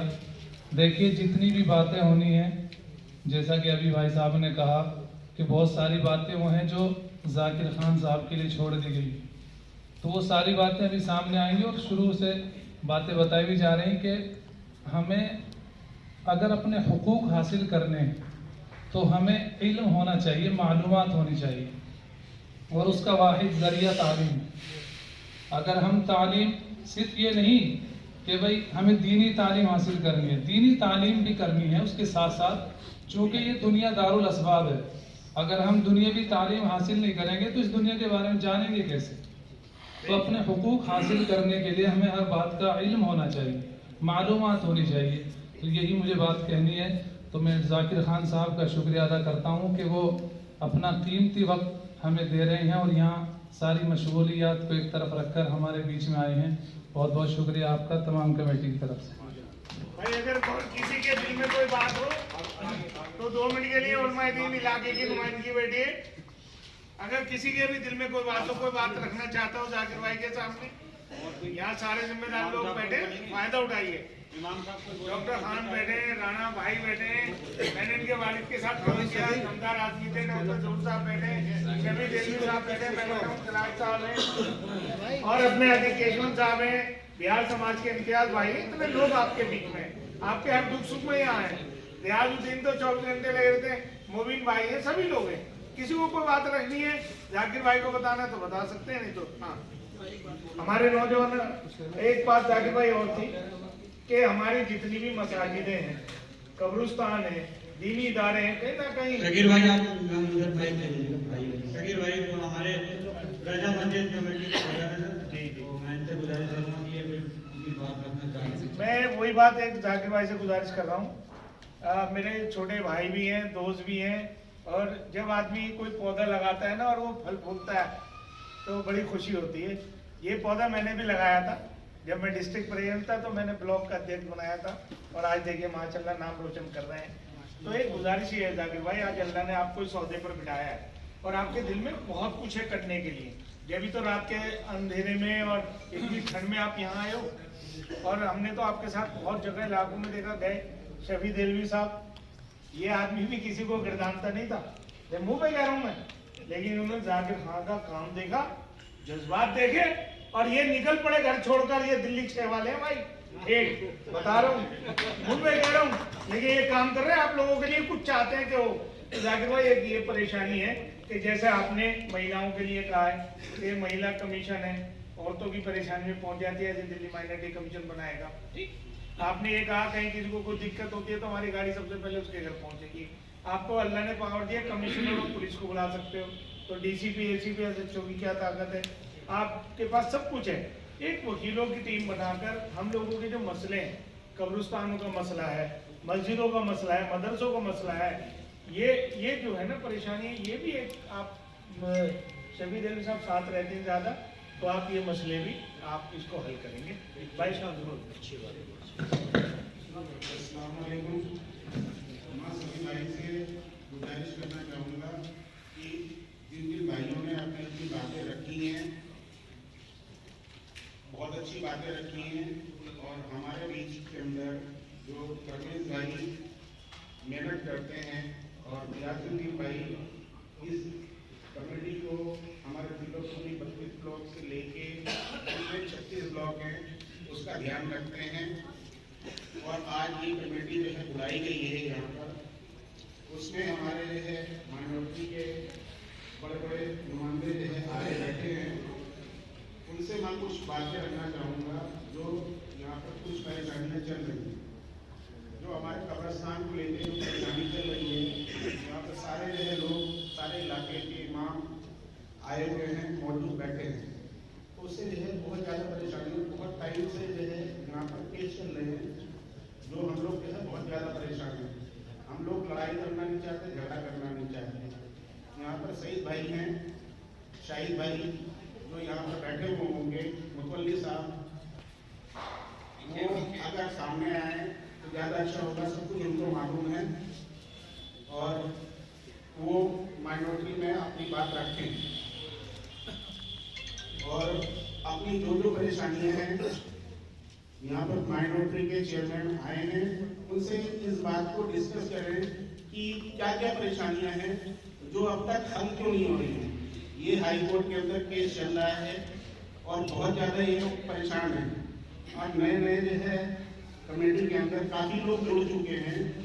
यहाँ पर मोबिन भाई भी जैसे जुड़े हुए हैं और हमारे जैसे महबूब साहब भी जुड़े हुए हैं और 2-4 लोग जो है अगर हिम्मत करके और आगे आए और अपना अपना जज्बा दिखाएं तो ये काम जो रुका पड़ा हुआ है हाई कोर्ट के अंदर, अगर कोई परेशानी आती है तो माइनॉरिटी के चेयरमैन साहब बैठे हैं, वो कंधे से कंधा मिला के आगे बढ़ेंगे और हमारा बाउंड्री का मसला अपने आप हल हो जाएगा। तो बस मैं यही कहना चाहता हूँ और रहिए अपने बच्चों के पूरा ध्यान दें और अपने अपने बच्चों को इतना पढ़ाएं और माइनॉरिटी से जुड़े, उनको ये मालूम हो कि कि माइनॉरिटी के अंदर क्या क्या जज्बा है और सब बच्चों को दिलाएं। एक एक बच्चा जो है माइनॉरिटी के अंदर रियाज भाई जो जाकिर भाई से जो है मिलवाएं और उनसे जो है बात करें कि भाई हमारा एक बच्चा जो है इस माइनॉरिटी में जोड़ा जाए। एक बच्चा जो है जोड़ा जाएगा तो वो इलाके के अंदर मेहनत करेगा और माइनॉरिटी मजबूत होती चली जाएगी। तो उसके लिए ईदगाह के अंदर अगर ऑफिस बनाने की प्लानिंग हो रही है तो बनाई जाए और जो भी कमेटी मेंबरान है यहाँ पर आपस में इकट्ठे होके और आपस में बात करें और एक ऑफिस बनाया जाए और पूरे इलाके को इकट्ठा करा जाए और आपस में बात करी जाए। हमारा जो है पूरा ध्यान परवेज साहब जो है रखते हैं और इलाके के अंदर हर इलाके के अंदर जाते हैं और अपनी केरी शॉप भी जो है चला रहे हैं। वो डॉक्टर भी हैं और वहाँ पर बैठते हैं, वहाँ पर भी टाइम देते हैं और इस इलाके के अंदर भी आते हैं और जहाँ पर जरूरत पड़ती है वहाँ पर भी प्रॉपर बराबर पहुँचते हैं और हर छत दिख रही है तो इस चीज का ध्यान रखा जाए। शाहिद भाई को सारा नॉलेज है, शाहिद भाई ने बता दिया था। अच्छा मैं गुजारिश करूंगा, नहीं मैं पहले जनरल सेक्रेटरी साहब जो हमारी कमेटी इंतजामी कमेटी के जनरल सेक्रेटरी हैं उनसे गुजारिश करूंगा कि आज थोड़ा वक्त जरूर लगेगा लेकिन थोड़ा सा समझने में आसानी होगी। डॉक्टर जरूर साहब से गुजारिश करूंगा कि वो अपने ख्यालात पेश करें। अस्सलाम वालेकुम वरहमतुल्लाहि वबरकातुहू। मेरे तमाम अजीज दोस्त जाकिर साहब, आपका पहली बार मैंने 65 साल की उम्र हो गई मेरी, 66 साल की, और डॉक्टर खान साहब मेरे साथ ही यहाँ प्रैक्टिस शुरू की थी उन्होंने, और हम लोगों ने इसको बड़ी जद्दोजहद करने के बाद इस जगह को हासिल किया डीडीए से और कब्रिस्तान। उसके बाद बहुत सारे मसाइल आए, उसमें डॉक्टर परवेज मियाँ ने हमारा बहुत सहयोग किया। एक बार ऐसा मामला आ गया कि हमें मजबूर, एक बार ये बाउंड्री करा रही थी दिल्ली गवर्नमेंट, उसके बावजूद भी उन्होंने जो है उसके बावजूद भी उन्होंने अटैक कर दिया हमारे ऊपर और पुलिस ने उसको काम को रुकवा दिया। मगर ये डॉक्टर परवेज साहब हमारे साथ शामिल थे और उन्होंने बाकायदा खड़े होकर वहाँ पर, और बच्चों ने खबरों से मिट्टी, हमारे पास कोई जरिया नहीं था मगर उस वक्त हमको एक जोश आ गया था क्योंकि हमारी बहुत ज़्यादा बेदखली हो रही थी, कब्रिस्तान की बेदखली हो रही थी। तो इन लोगों ने, बच्चों ने बहुत जज्बा दिखाया और उसकी बाउंड्री कर दी, किसी कब्रों से पत्थर उखाड़ कर। अल्लाह ताला ने वो दिन दिखाया और इन जैसे लोगों का सहयोग रहा हमारे साथ कि उस दौर कामयाब हो गए। मगर मुकदमा आज भी झेल रहे हैं उसके, और आज भी हम उसकी बाउंड्री को मुकम्मल नहीं कर सके हैं। कुछ ना कुछ बहाना लेकर ये मुस्तकिल डीडीए ने लाट किया हमको, उसके बावजूद भी अब तक 12 मुकदमे वो रियाजुद्दीन सैफी साहब ही देख रहे हैं। वो हम उसको निगलेक्ट हो चुके हैं, वहाँ से रिजेक्ट हो चुके हैं, और अब हाई कोर्ट में बिला वजह का एक मुकदमा उन्होंने डाल रखा है कि ये कंटेम्प्ट ऑफ कोर्ट का, कंटेम्प्ट ऑफ कोर्ट। वो 13 साल 2012 से चल रहा है कंटेम्प्ट ऑफ कोर्ट का। या तो हमें सजा दे देते आप कि हमने डीडीए की अगर इंक्लूजमेंट किया या किया, मगर वो उसको टालते चले जाने। उसका मुकदमे का उन्होंने, जज ने क्या दिया, ज़मीन का मुकदमा बना दिया और आगे बढ़ता ही जा रहा है। इन मामला में बहुत ज़्यादा उलझे हुए हैं। तो मेरी तो एक आपसे ये दरख्वास्त है और ये मेरे सभी साथियों की तरफ से कि आप थोड़ी सी तवज्जो दिलाकर आप हम कब्रिस्तान की बाउंड्री अगर दिल्ली गवर्नमेंट से किसी तरह करा सकें तो ये आपका बहुत बड़ा एहसान होगा, क्योंकि मैंने आपकी तारीफ बहुत सुनी है। और ये मैं जैसे कि कह रहा था पहली बार कि ये पहला चेयरमैन है जो हमारे बीच में आए हैं 65 साल में। तो आपके लिए तो एक शेर है कि अर्श वाले मेरी नामूस हिफाजत करना और फर्श के सारे खुदाओं से उलझ बैठा हूँ। तो ये इनके लिए मैं एक शेर, क्योंकि मैं बराबर इनकी तारीफ सुन रहा हूँ और मेरे कानों तक आवाज़ आती रहती है कि अब मुझे उम्मीद भी यही है आपसे कि इंशाअल्लाह आप हमारी समस्याओं को देखेंगे। और ये एक सेंट्रल जगह है, ईदगाह की ज़मीन है हमारे पास 6 एकड़ तकरीबन, उसमें हमारी ये मस्जिद भी तामीर हुई है और इसके अलावा मदरसा भी हम छोटा बहुत चला रहे हैं। आप, और ये हमने लिख के दिल्ली वक्फ बोर्ड पर हैंडओवर कर चुके हैं पूरी तरह से, और हैंडओवर भी कोर्ट में, दिल्ली वक्फ बोर्ड भी हैंडओवर ले चुका है हमसे कोर्ट के अंदर। तो अब कोर्ट और डीडीए का उनका मामला है। आप जिस तरह की भी फैसिलिटीज चाहेंगे, अगर ऑफिस के लिए यहाँ हमारे पास जगह बहुत अफराद है, हम खुद भी चाहते हैं कि किसी तरह का बच्चों की तालीम पे कोई इंस्टीट्यूट या कोई कोचिंग सेंटर कुछ इस तरह का शुरू करा सके, तो हमारे पास से डॉक्टर साहब ने आपके सामने एक डिमांड रखी भी है, और मैं आप सभी अपने लोगों की तरफ से ही आपसे दरख्वास्त करता हूँ कि आप इस पर हो सके तो हमारी मदद करें। और आपके आने का बहुत बहुत शुक्रिया। सबसे पहले तो यार मुझे इस्तकबाल करने दो डॉक्टर साहब। मैं कमेटी के चेयरमैन डॉक्टर जोत साहब से कहूँगा कि वो हमारे अर्जन इकाइयों के चेयरमैन साहब का इस्तकबाल करें, और मैं डॉक्टर साहब एक फूल माला से एक माला भी डाल दीजिए। सामने देखो मैं डॉक्टर साहब से गुजारिश करूंगा कि हमारे chairman head committee doctor Parvez साहब आज के हमारे यहाँ इसका कराइए बाद में पेट को बोलना ऐसी तो नहीं बात की कद मेरा कुछ घट गया होता कि चादर दे के तो मैंने पैर अपने पीछे हटा लिए। तो जनाब मैं गुजारिश करूंगा अर्जन के इकाइयों के चेयरमैन जनाब डॉक्टर जाकिर खान साहब से कि वो यहाँ पर इसी रात में आए हैं और कुछ ना कुछ देकर जाएंगे, इंशाल्लाह उम्मीद है हमें। भाई यही कि अल्लाह से माफी चाहते हुए भाई इबादत गाह है, तालियां भी मना होती हैं, लेकिन जब अपना मतलब निकाला जाता है तो तालियां भी बजा जोरदार ताली बजा के इनका हौसला अफजाई करिए। बहुत बहुत शुक्रिया रियाजुद्दीन सैफी साहब का कि हमने उनसे गुजारिश की थी कि कुछ मसाइल और कुछ ऐसे मसले हैं वो कमीशन में बैठकर कुर्सी पर बैठ के हल नहीं किए जा सकते। उसके लिए आपको आवाम के बीच में जाना पड़ेगा, अपनी दिल की बात रखनी पड़ेगी और उनकी दिल की बात को सुननी पड़ेगी। जब ये दोनों ख्यालात मिलेंगे तभी यूँ कहिए कि मसले का हल निकलेगा। अगर आप कुर्सी पे बैठे हैं तो आप तनख्वाह ले सकते हैं, वहाँ जो फैसिलिटी मिलती है उसका आप मजा ले सकते हैं। सरकार ने गाड़ी दी है, परिवार को इधर से उधर घुमा सकते हैं, रिश्तेदारियाँ निभा सकते हैं, दोस्ती निभा सकते हैं। मगर ये बेईमानी है उस कुर्सी के साथ, ये बेईमानी है अक़लियतों के साथ। इंसाफ जब भी हो सकता है कि परिवार अपने घर के जो भी सुविधा है वो घर वाले उससे जाएं, और कमीशन के चेयरमैन का काम है कि उससे दूर दराज इलाके में जहाँ पे अक़लियत के लोग रहें वहाँ जाकर उनकी समस्याओं को सुने और उनका हल करें। मैं मेरे बड़े भाई, मेरे यूँ कहिए कि रहनुमा और मुझे रास्ता दिखाने वाले, मेरी उंगली पकड़ के चलाने वाले डॉक्टर परवेज मियाँ साहब का मैं तहे दिल से शुक्रिया अदा करता हूँ।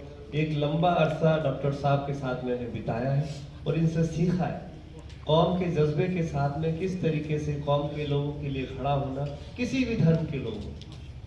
कौम का मतलब मुसलमान ही नहीं है, कोई भी कौम हो सकती है, सिख कौम हो सकती है, ईसाई कौम हो सकती है, मुस्लिम कौम हो सकती है, किसी भी धर्म के लोग किसी भी एक कौम के हो सकते हैं। जहाँ पे भी इंसानियत की बात आती है तो डॉक्टर परवेज मियाँ सबसे आगे खड़े होते हैं। यही वजह है कि इनके अधिकारी भी सुनते हैं और इनकी लोग भी सुनते हैं और आवाम भी इनके साथ चलती है, इनके साथ कंधे से कंधा मिला के। ऐसे लोग हमारे बीच में हैं तो ये सही है कि हमारे साथ में इंसाफ की लोग हमेशा चलती रहेगी, कभी भी बेइंसाफी नहीं होगी। कमेटी के सदर साहब मोइनुद्दीन साहब, नायब सदर लतीफ़ अहमद साहब, जनरल सेक्रेटरी डॉक्टर ज़हूर उल हक खान साहब, जैसा कि आपने बताया एक बहुत लंबा अर्सा आपने कुछ बातें बताई हैं, दिमाग में बैठ गई हैं।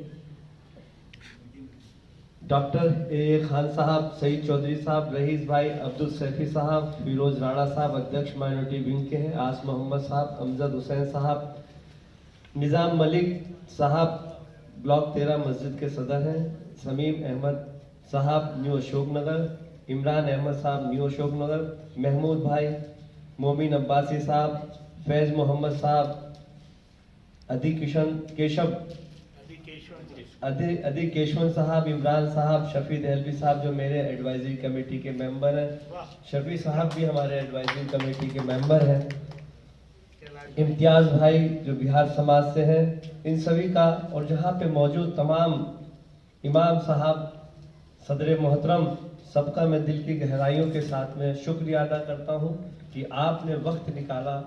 8 साढ़े 7 बजे के करीब यूँ सही असर ईशा की नमाज से आप यहाँ सब बैठे, बहुत लंबा अरसा हो गया बैठे हुए, मगर किसी अच्छे मकसद से बैठना और किसी अच्छे मकसद से बात करना ये भी इबादत से कम नहीं।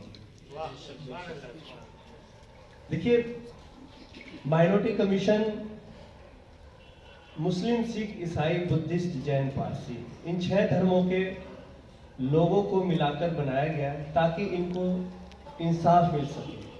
कमीशन का मतलब क्या है? जब देश आज़ाद हुआ, देश आज़ाद होने के बाद में हमारा देश का कानून बना, उस कानून के अंदर सब लोगों की हिफाजत के लिए और सब लोग इस हिंदुस्तान में कैसे रहें वो बड़ी बारीकी के साथ उस कानून के अंदर दिख रहे हैं। इस हिंदुस्तान को चलाने के लिए कानून है और कानून के खिलाफ कोई भी व्यक्ति, किसी भी धर्म के लोग उस कानून के खिलाफ नहीं जा सकते। जो कानून के खिलाफ जाता है उसके खिलाफ सजा मुकर्रर होती है और कानून के मुताबिक उसको सजा दी जाती है। मगर इस देश के आज़ाद होने के बाद 2000 के अंदर कमीशन का गठन हुआ। आखिर ऐसी क्या वजह हुई कि इतने साल गुजरने के बाद 2000 का मतलब 53 साल गुजरे, उसके बाद में कमीशन का गठन क्यों करना पड़ा? कानून के सहारे भी तो चल सकते थे। कोर्ट है, सुप्रीम कोर्ट है, न्यायालय है आपकी रक्षा के लिए, मगर कमीशन ही क्यों बनाना पड़ा? इसके पीछे कुछ ना कुछ तो मकसद होगा ना। इतने साल गुजर जाने के बाद कमीशन का गठन हुआ, क्यों? इसलिए करना पड़ा, ये मजबूरी है। सरकार ने सोचा कि जो नाइंसाफियां होती हैं, जो आपकी आवाज को दबा दी जाती हैं, जो आपके साथ नाइंसाफियां होती हैं, आपको हक नहीं मिल पाता और आपके साथ जो अन्याय होता है उसकी शिकायतें लेके आप जाते हैं तो आपकी सुनवाई नहीं होती है, झूठे झूठे केस लगा दिए जाते हैं। उस अन्याय के खिलाफ आप कहाँ जाएंगे? जो न्याय देने वाले हैं वही आपके साथ न्याय नहीं करते, तो ऐसा कहीं ना कहीं कोई ना कोई ऐसा इदारा, ऐसा कमीशन होना चाहिए जहां पे आपकी आवाज को दबा दिया जाए। उस आवाज को उठाने के लिए, आपकी बात को आगे बढ़ाने के लिए एक कमीशन ही ऐसा माध्यम बनता है जहां से कि आपकी बात को कोई ना सुनता हो तो कमीशन में आके शिकायत करते हैं, उसकी आवाज को सुनना पड़ेगा, चाहे वो कोई भी संस्था हो। इसलिए कमीशन का गठन किया। आप के साथ में कोई अन्याय है, आप जाते हैं, वहां पे आपको सुना नहीं जाता, भगा दिया जाता है, तो आप कहां जाएंगे फरियाद लेके? जब कमीशन में आते हैं तो कमीशन जब उसके खिलाफ चिट्ठी भेजता है, सम्मन करता है, नोटिस भेजता है, तो मजबूरी के तहत उसको कमीशन में जवाब देना पड़ता है। अगर वो जवाब नहीं देते तो उनको कमीशन में सम्मन दे के बुलाया जाता है। फरियाद करने वाले को और इंसाफ दिलाने वालों को दोनों को आमने सामने खड़ा करके पूछा जाता है कि आपने इसके खिलाफ क्यों नहीं शिकायत दर्ज की जिसके खिलाफ शिकायत करता है। तो वो कुछ ना कुछ बताते हैं और उस पर जरूर संज्ञान लेके उसके खिलाफ सख्त से सख्त कार्रवाई करते हैं। ये कमीशन का काम होता है। कमीशन को हमें समझना पड़ेगा। कमीशन का अर्थ ये नहीं है कि कमीशन है क्या। कमीशन एक अर्ध न्यायिक शक्ति प्राप्त किया हुआ एक कमीशन है जहां पे दीवानी अदालत की शक्तियां प्राप्त हैं कमीशन को। वो किसी के खिलाफ भी मुकदमा चला सकता है और उसको न्याय दिलाने के लिए ऑर्डर भी पास कर सकता है।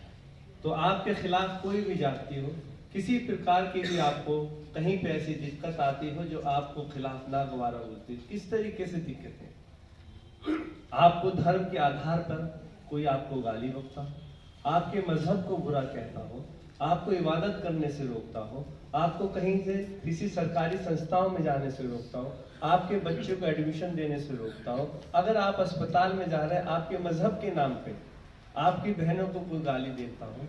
कई ऐसे केस नजर आए हैं, कई ऐसी घटनाएं घटी हैं जहां पे आपको जानबूझकर आपके मजहब के नाम पे गाली दी जाती है और आप वहाँ पे सर झुका कर चुपचाप सुनते हैं। ऐसे सुनने की जरूरत नहीं है। अगर आपको किसी ने गाली बकी, कोई हक नहीं है किसी भी हिंदुस्तान के किसी भी नागरिक को किसी के धर्म को बुरा कह सके या उसको मजहब के नाम पे गाली दे सके।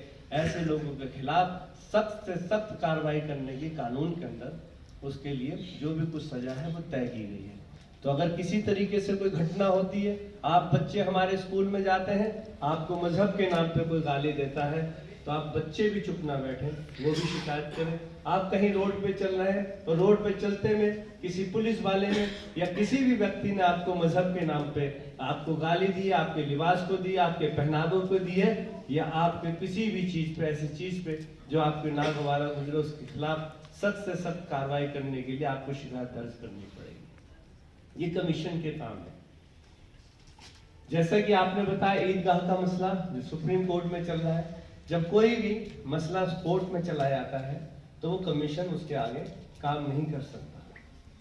मुकदमा एक ही जगह चल सकता है, या तो कमीशन में या फिर अदालत में। जो अदालत में मुकदमे चले गए उसके लिए हम संज्ञान में लेते आपको कानूनी रूप से सलाह देंगे और आपको वकील भी मुहैया कराएंगे, तो आपकी लड़ाई को आगे अच्छे वकील देंगे। हमारे पास वकीलों का पैनल है जो जज्बा रखते हैं कि इस तरीके से जहाँ पे अन्याय होता हो उसको न्याय दिलाने के लिए आपको फ्री ऑफ कॉस्ट कोई पैसा नहीं देना पड़ेगा। हम उसकी कानूनी रूप से आपकी मदद करेंगे। फैसला कोर्ट ने करना है, हमने और आपने नहीं करना। मगर कानूनी लड़ाई लड़ने के लिए अच्छे लोगों का, अच्छे समझदार वकीलों का होना जरूरी है। अच्छे वकील होते हैं तो कहीं ना कहीं से मुकदमे को जीत के आ जाते हैं, और कहीं हमारी कमजोर वकालत पड़ गई तो मुकदमा हार भी सकते हैं। तो आप अपने मुकदमे की जितनी पैरवी के जो भी कुछ हैं, जो वकील आपने मुकर्रर किए उनको रखिए। बाकी हम भी आपको अपनी तरफ से ऐसे वकील देंगे जो आपकी परेशानियों को दूर कर सके और आपसे कंधे से कंधा मिला कर सके। जहाँ तक रहा सवाल तालीम का, उस तालीम के लिए मैं दो बातें जरूर कहना चाहूँगा, आप लोगों से इजाजत लेंगे। दो चीज़ें हैं तालीम के अंदर, उसको हमें बहुत बारीकी से समझना पड़ेगा, क्योंकि माहौल इस तरीके से हिंदुस्तान में बना दिया गया है कि इदारों को निशाना बना लेंगे। वो किस तरीके के इदारे हैं? मदरसे और स्कूल।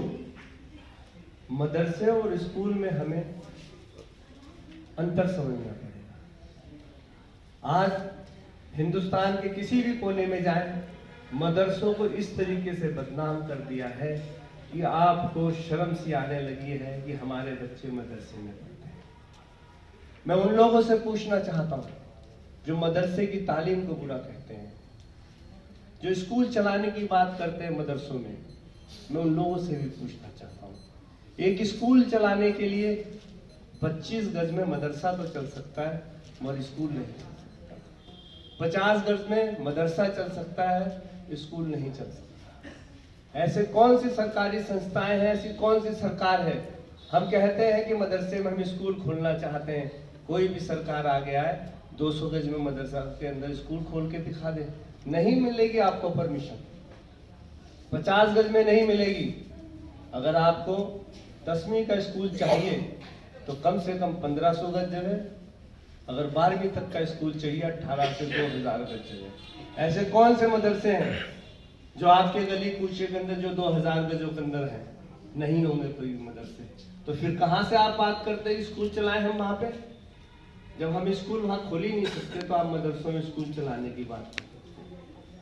मैं उन लोगों से भी पूछना चाहता हूं जो कहते हैं कि मदरसे में तालीम नहीं मिलती।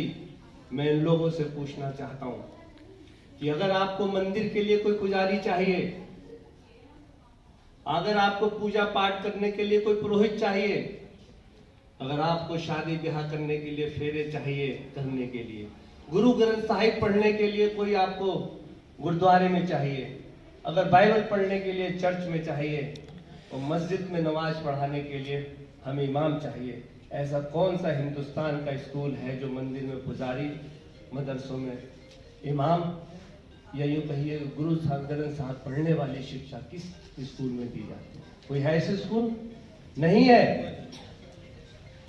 आपको मठों में जाना पड़ेगा पुरोहित के लिए, आपको मंदिरों के पुजारी लेने के लिए आपको अखाड़ों में जाना पड़ेगा, मैं उन तमाम लोगों से पूछना चाहता हूँ कि जो आपके 14 अखाड़े हिंदुस्तान के अंदर चल रहे हैं, वो कौन सी इंजीनियरिंग की डिग्री देते हैं? कौन से अखाड़े में से इंजीनियर बन के, डॉक्टर बन के, पायलट बन के निकलता है? नहीं। कौन सा पुजारी डिग्री लेके डॉक्टर की निकलता है? कौन सा पुजारी, पुरोहित आपको फेरे देने के लिए किसी कॉलेज से बन के निकलता है? अगर आपको धर्म की शिक्षा चाहिए, आपको धर्म के कार्य करने के लिए चाहिए, तो आपको ब्राह्मण पंडित भी चाहिए, आपको पुरोहित भी चाहिए। अगर यज्ञ कराना है तो पुरोहित चाहिए, आपको शायद फेरे लेने हैं तो पंडित चाहिए, अगर हमें निकाह पढ़ाना है तो हमें मौलवी चाहिए, गुरु ग्रंथ साहिब को पढ़ने के लिए ग्रंथी चाहिए, और बाइबल को पढ़ने के लिए हमें बाइबल पढ़ने वाला चाहिए।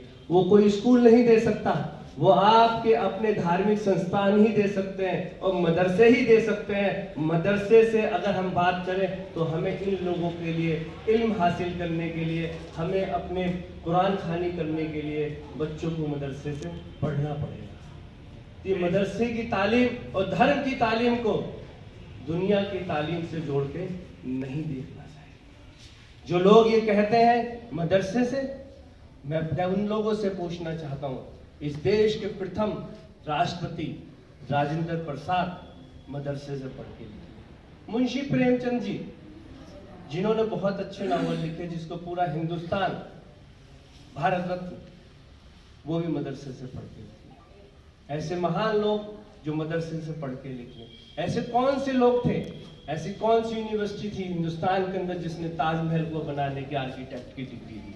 है कोई नाम? किसने लाल किला बनाया? किसने फतेहपुर सीकरी बनाई? ऊंची ऊंची इमारतें बनाने वाले किसी स्कूल, किसी इंस्टीट्यूट से पढ़ के नहीं निकले। वो सारे के सारे पुराने जो मदरसे चलते थे वहां से पढ़े लिखे और इल्म की, कुरान पढ़े लिखे लोगों ने ये बड़ी बड़ी बिल्डिंगें बनाई। तो मेरा आपको सोचना पड़ेगा और समझना पड़ेगा कि मदरसे में आधुनिक शिक्षा चाहिए। मदरसे के बच्चे जो कुरान हाफिज करते हैं उनको कंप्यूटर चलाना आना चाहिए। मदरसे के जो बच्चे पढ़ते हैं उनको इंग्लिश भी बोलनी आनी चाहिए। मदरसे के जो बच्चे पढ़ते हैं हिंदी और गणित का ज्ञान भी होना चाहिए। मगर ये नहीं है जरूरी ये कुरान हाफिज, इमाम, डॉक्टर हो। नहीं, डॉक्टर की डिग्री लेनी है तो हमें सरकारी संस्थाओं में जाना पड़ेगा। अगर हमें इंजीनियर बनना है तो सरकारी संस्थाओं में जाना पड़ेगा। धर्म को और दुनिया की तालीम को एक साथ नहीं जोड़ के देखना चाहिए। एक बहुत अच्छा आलिम, एक कुरान हाफिज बहुत अच्छा डॉक्टर हो सकता है, इंजीनियर हो सकता है, मगर एक इंजीनियर बहुत अच्छा डॉक्टर, बहुत अच्छा हाफिज कुरान नहीं हो सकता। धर्म को जानने के लिए, अपने मजहब को जानने के लिए शुरुआती किताबें अच्छी मिल सकती हैं। कुरान को पढ़ने वाला एक अच्छा आदमी भी बन सकता है। ये शिक्षाएं हमको मिलती हैं अच्छाई और बुराई के अंतर पैदा करने के लिए। कोई मजहब, कोई धर्म आपस में लड़ना झगड़ना नहीं सीखता। कोई स्कूल, दुनिया की जो तालीम है, जो स्कूल है, वो हमें नहीं सिखाते कि हमें किस तरीके से समाज के अंदर रहना है। कोई स्कूल हमें ये नहीं बता सकता कि हमें आपस में मिलजुल कर कैसे रहना चाहिए। कोई भी स्कूल ये नहीं बता सकता कि कॉलेज भी कि हमें शराब नहीं पीनी चाहिए। उस शराब के अंदर कमियां तो बता सकता है, शराब कैसे बनती ये तो सिखा सकता है, मगर वो ये नहीं सिखा सकता कि शराब पीना हराम है। और हराम की चीजें और हलाल की चीजों के अंदर सिर्फ धर्म ही बता सकता है, वो कुरान ही बता सकता है, वो मदरसे के पढ़ने वाले लोग ही बता सकते हैं।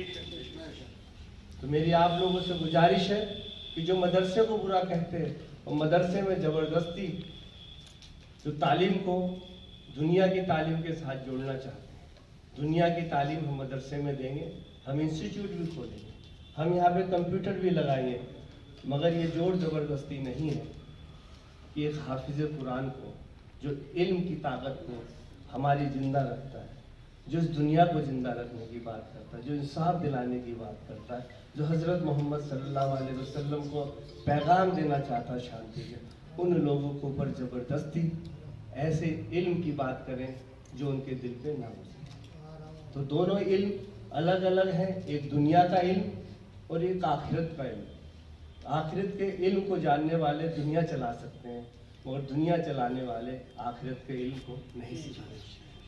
ये दोनों चीज़ें हमें समझनी पड़ेंगी। तो मेरी आप लोगों से गुजारिश है कि इन चीज़ों के लफड़े में हम ना पड़े। आज कंप्यूटर का दौर है, तो कंप्यूटर का इल्म हर हाफिज को होना चाहिए, क्योंकि आज हम इंटरनेट का ज़माना है। अगर हम कुरान को खोलना चाहें तो हम कंप्यूटर में देख सकते हैं, मोबाइल में देख सकते हैं।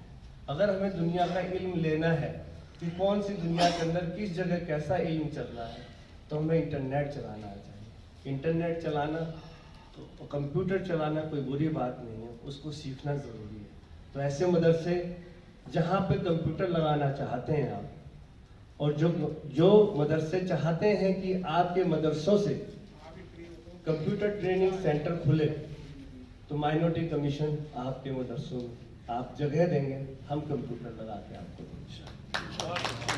आप चाहते हैं कि आपके मदरसों से जो बच्चियां हैं, जो आपके इलाके की बच्चियां हैं, जो कोर्स करना चाहती हैं, चाहे वो ब्यूटिशियन का कोर्स हो, चाहे वो सिलाई का कोर्स हो, चाहे वो कढ़ाई का कोर्स हो, चाहे वो बुनाई का हो, चाहे वो कंप्यूटर की तालीम लेना चाहती हैं, और आप चाहते हैं कि आपकी समाज की बच्चियां आगे बढ़े, आप अगर मदरसों में इतनी जगह है कि आपके पास फालतू पड़ी हुई है, उस जगह को आप इस्तेमाल कराना चाहते हैं समाज के लिए, तो हम आपको वहाँ पे कोचिंग सेंटर और ट्रेनिंग सेंटर भी खोल के देंगे। आप आगे बढ़िए, कमीशन।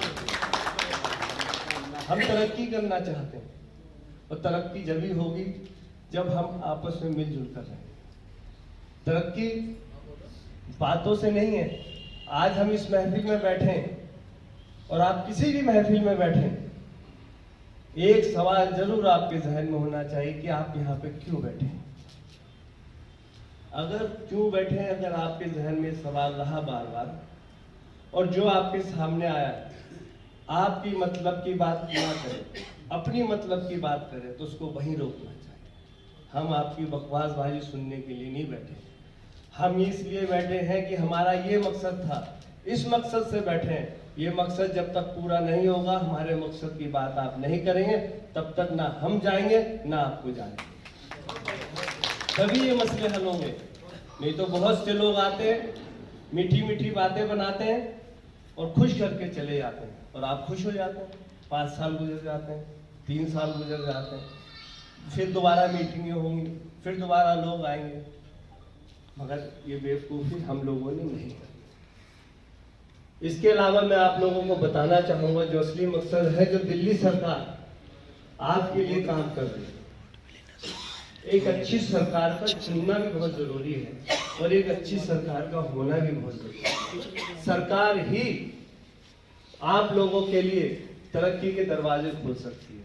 मैं आप लोगों से कहूं कि आप एक सड़क बनाइए अपनी गली के, चंदा देके कितनी सड़कें बना लोगे आप अपनी आगे की आधी गली,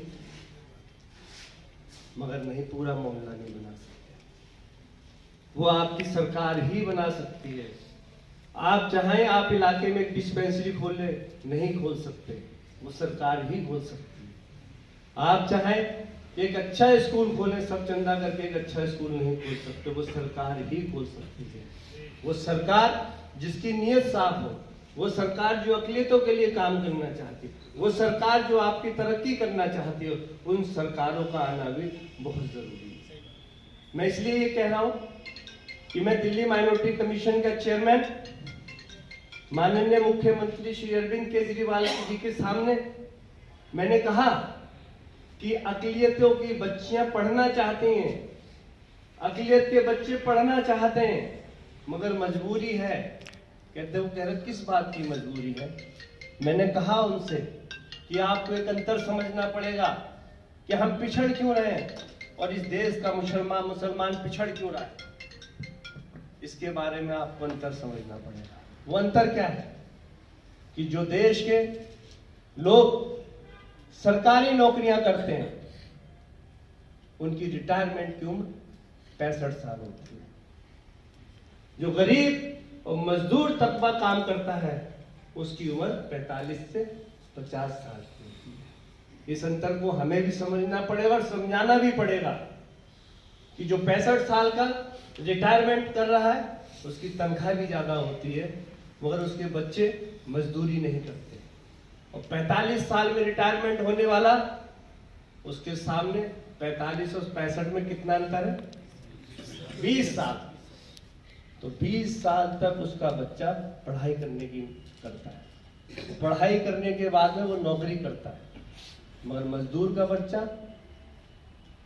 रिक्शा चलाने वाला, ऐसे कौन से यहाँ लोग बैठे हैं जिसकी उम्र 60 साल की हो, रिक्शा चलाए, उसकी दाढ़ी सफेद हो, ज़ईफी की हालत हो? हम में से कौन उसके रिक्शे में बैठना चाहेगा? है कोई? नहीं है।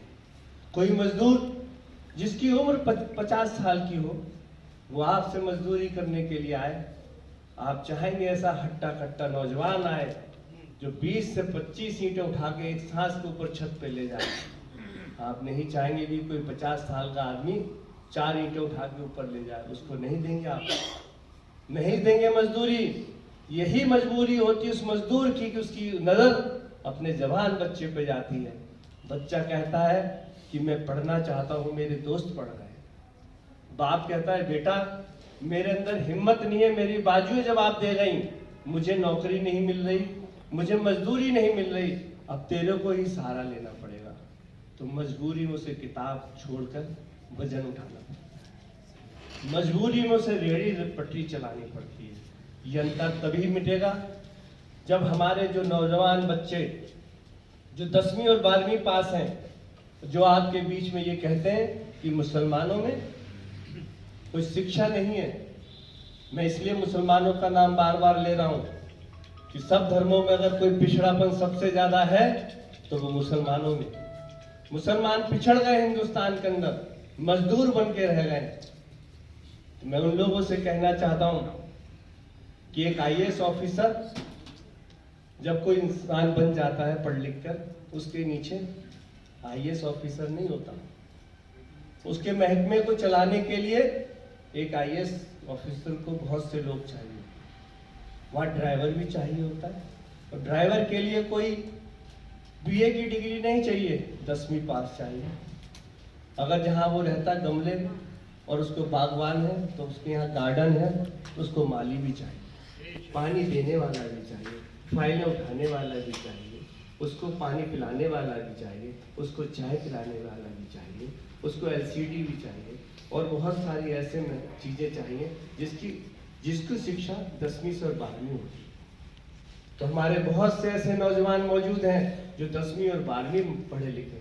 मैं सरकारों से भी गुजारिश करना चाहता हूँ, चुने हुए नुमाइंदों से भी गुजारिश करना चाहता हूँ कि हमारे जो मुसलमान भाई पिछड़ रहे हैं, उनके बच्चों को 10वीं और 12वीं पास से ड्राइवर लगा दो, माली की नौकरी दे दो, पानी पिलाने वाला बना दो, चाय पिलाने वाला बना दो, तो उनकी भी उम्र रिटायरमेंट की 65 साल।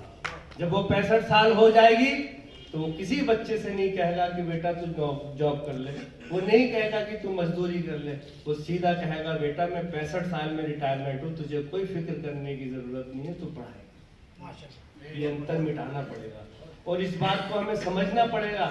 और आइंदा से आप लोगों के बीच में कोई आए और ये सवाल करे कि आप लोगों में पढ़े लिखे नहीं है, इंजीनियर डॉक्टर नहीं है, कहना इंजीनियर और डॉक्टर तो हम बनाते रहेंगे, जो 10वीं और 12वीं के बच्चे हैं उनकी तो नौकरियां लगवा दो, डॉक्टर की नौकरी लगा दो।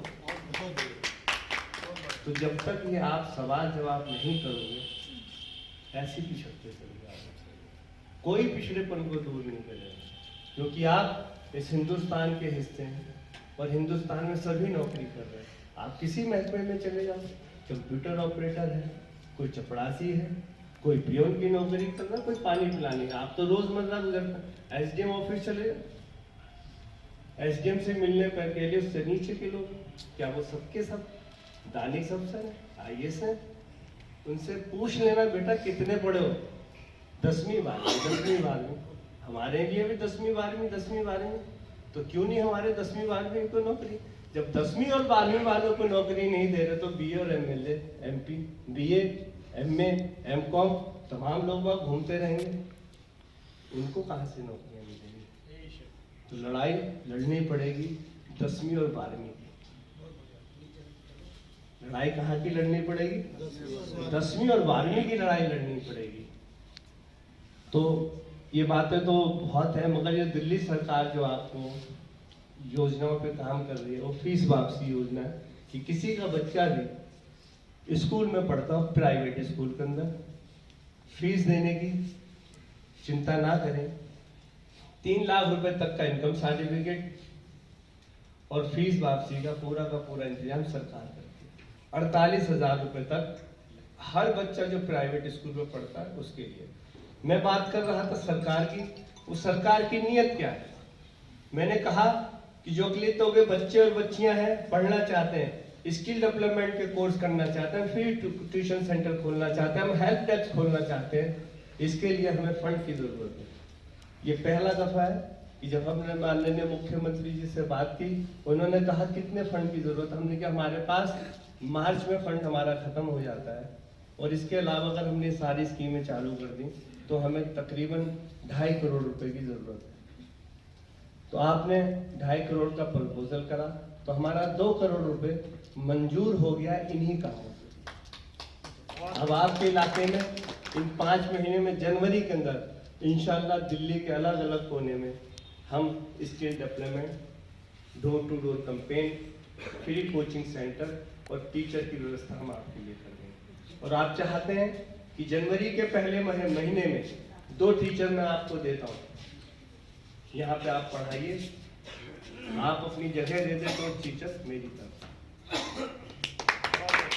इसी जनवरी में स्टार्ट कीजिए, आप शुरुआत कीजिए। ऐसी व्यवस्था हमने बनाई। तो आपका सोचना, माननीय मुख्यमंत्री जी का सोचना, आपने 1 मिनट नहीं लगाया, 2 करोड़ रुपए दिए। 21 सालों में ये पहली दफा है जब माइनॉरिटी कमीशन का फंड 2 करोड़ 90 लाख से बढ़कर 4 करोड़ 90 लाख हो। और इंशाल्लाह 2022-23 का फंड हमारा 10 करोड़ से ऊपर ले जाऊं, जहां पे आपको किसी चीज की भी जरूरत होगी पढ़ाई से ताल्लुक रखने के लिए, वो सारी की सारी व्यवस्था माइनॉरिटी कमीशन आपके लिए करेगी। और आप आजमाना चाहते हैं तो आप यहाँ पे इस मतलब ये मस्जिद के आगे आप कैंप लगाइए फीस वापसी का। कमीशन का आदमी जो भी होगा आपके यहाँ बैठेगा, और आप उनके जितने भी फॉर्म हैं इकट्ठे कीजिए और माइनॉरिटी कमीशन में दफ्तर में जमा करा दीजिए। हम सारे के सारे फॉर्म ऑनलाइन भरेंगे और आपको रसीद देंगे। आप घर बैठे रसीद देके बाकी सारा काम कमीशन आप अपने दफ्तर से करता रहेगा। ये सारी व्यवस्था हम लोगों ने की है। और आपकी मतलब ये जो मैं एक चीज और बताऊंगा, मैं आखिरी में बात खत्म कर रहा हूँ कि जो पर्चे हैं हमने बांटने के लिए बनाए। इस मीटिंग के अंदर हम 100 पर्चे बांट सकते हैं, पर 100 पर्चे काफी नहीं है इस स्कीमों को पहुंचाने के लिए। हमें कहीं ना कहीं आप लोगों का सहारा लेना पड़ेगा, मस्जिद के सदर का सहारा लेना पड़ेगा। उनसे इजाजत लेना चाहते हैं हम कि जुम्मे वाले दिन अगर ये पर्चे हमारे बढ़ जाए तो मैं समझता हूँ 1 दिन के अंदर पूरे इलाके में एक घर घर तक स्कीम पहुँच जाएंगी। ऐसी मीटिंगों से हम 10, 20, 50, 100, 200 लोगों तक पहुँचा सकते हैं। और यही मेरा एक मकसद है कि आप सब लोग का इकट्ठे हो और एक जिम्मेदारी लें कि जुम्मे वाले दिन ये पर्चे आपके इलाके से बटे, ये स्कीमें आप तक पहुँचे। अगर ये स्कीमें आपके घर घर तक पहुँच गई तो ये सवाल कहाँ होंगे, आप समझ सकते हैं। ये सवाल कमीशन से हटके विधायक जी के दफ्तर तक पहुँच जाए। ऐसा किसका दफ्तर है? आप जाते हैं कि पेंशन बनवा दो, आप जाते हैं कि राशन कार्ड बनवा दो। कौन सा आदमी गया विधायक जी के दफ्तर में जो ये कहा हो कि हमारा फीस वापसी का फॉर्म भरवा दो? ठीक है, चलो बात किसने कहा जाके कि 50,000 रुपए तक का लोन मजदूरों को फ्री में मतलब बिना गारंटी के मिलता है। कोई गारंटी देने की जरूरत नहीं है, 50,000 रुपए तक का लोन आपको मिलता है, किसी गारंटी की जरूरत नहीं। कहा किसी ने? इसलिए नहीं कहा कि आपको पता ही नहीं। ये तो पता है जागरूकता की, अगर हम 65 साल के हो गए, विधवा की पेंशन बनानी, विधवा की शादी करानी है, ये जागरूकता ही है, तभी तो आप वहां जाते हैं। अगर इसकी भी जागरूकता पहुंच गई तो हर प्राइवेट स्कूल में पढ़ने वाला बच्चा दफ्तर में जाके कहेगा कि ये विधायक जी, ये हमारी स्कीमें निकली हैं माइनॉरिटीज के लिए, इनके फॉर्म हमें भरवा दो, इनके फॉर्म हमें दे दो। तो एक बहुत बड़ा बोझ वहाँ तक उनकी जिम्मेदारी में भी बन जाएगा।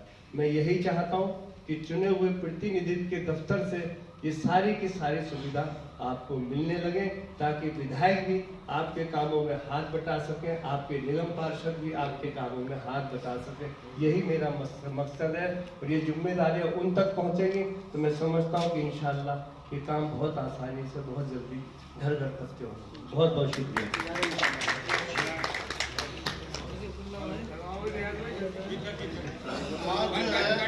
आज जो है आप हजरात तशरीफ रखेंगे, कमेटी की तरफ से आप हमारे मेहमान हैं, आप खाना खा के जाएंगे।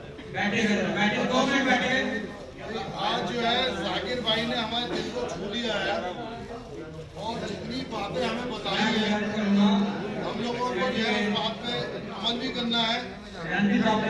इतनी अच्छी बातें इतनी तफसील से आपको समझा नहीं सकता, आपको भी नहीं समझा सकता।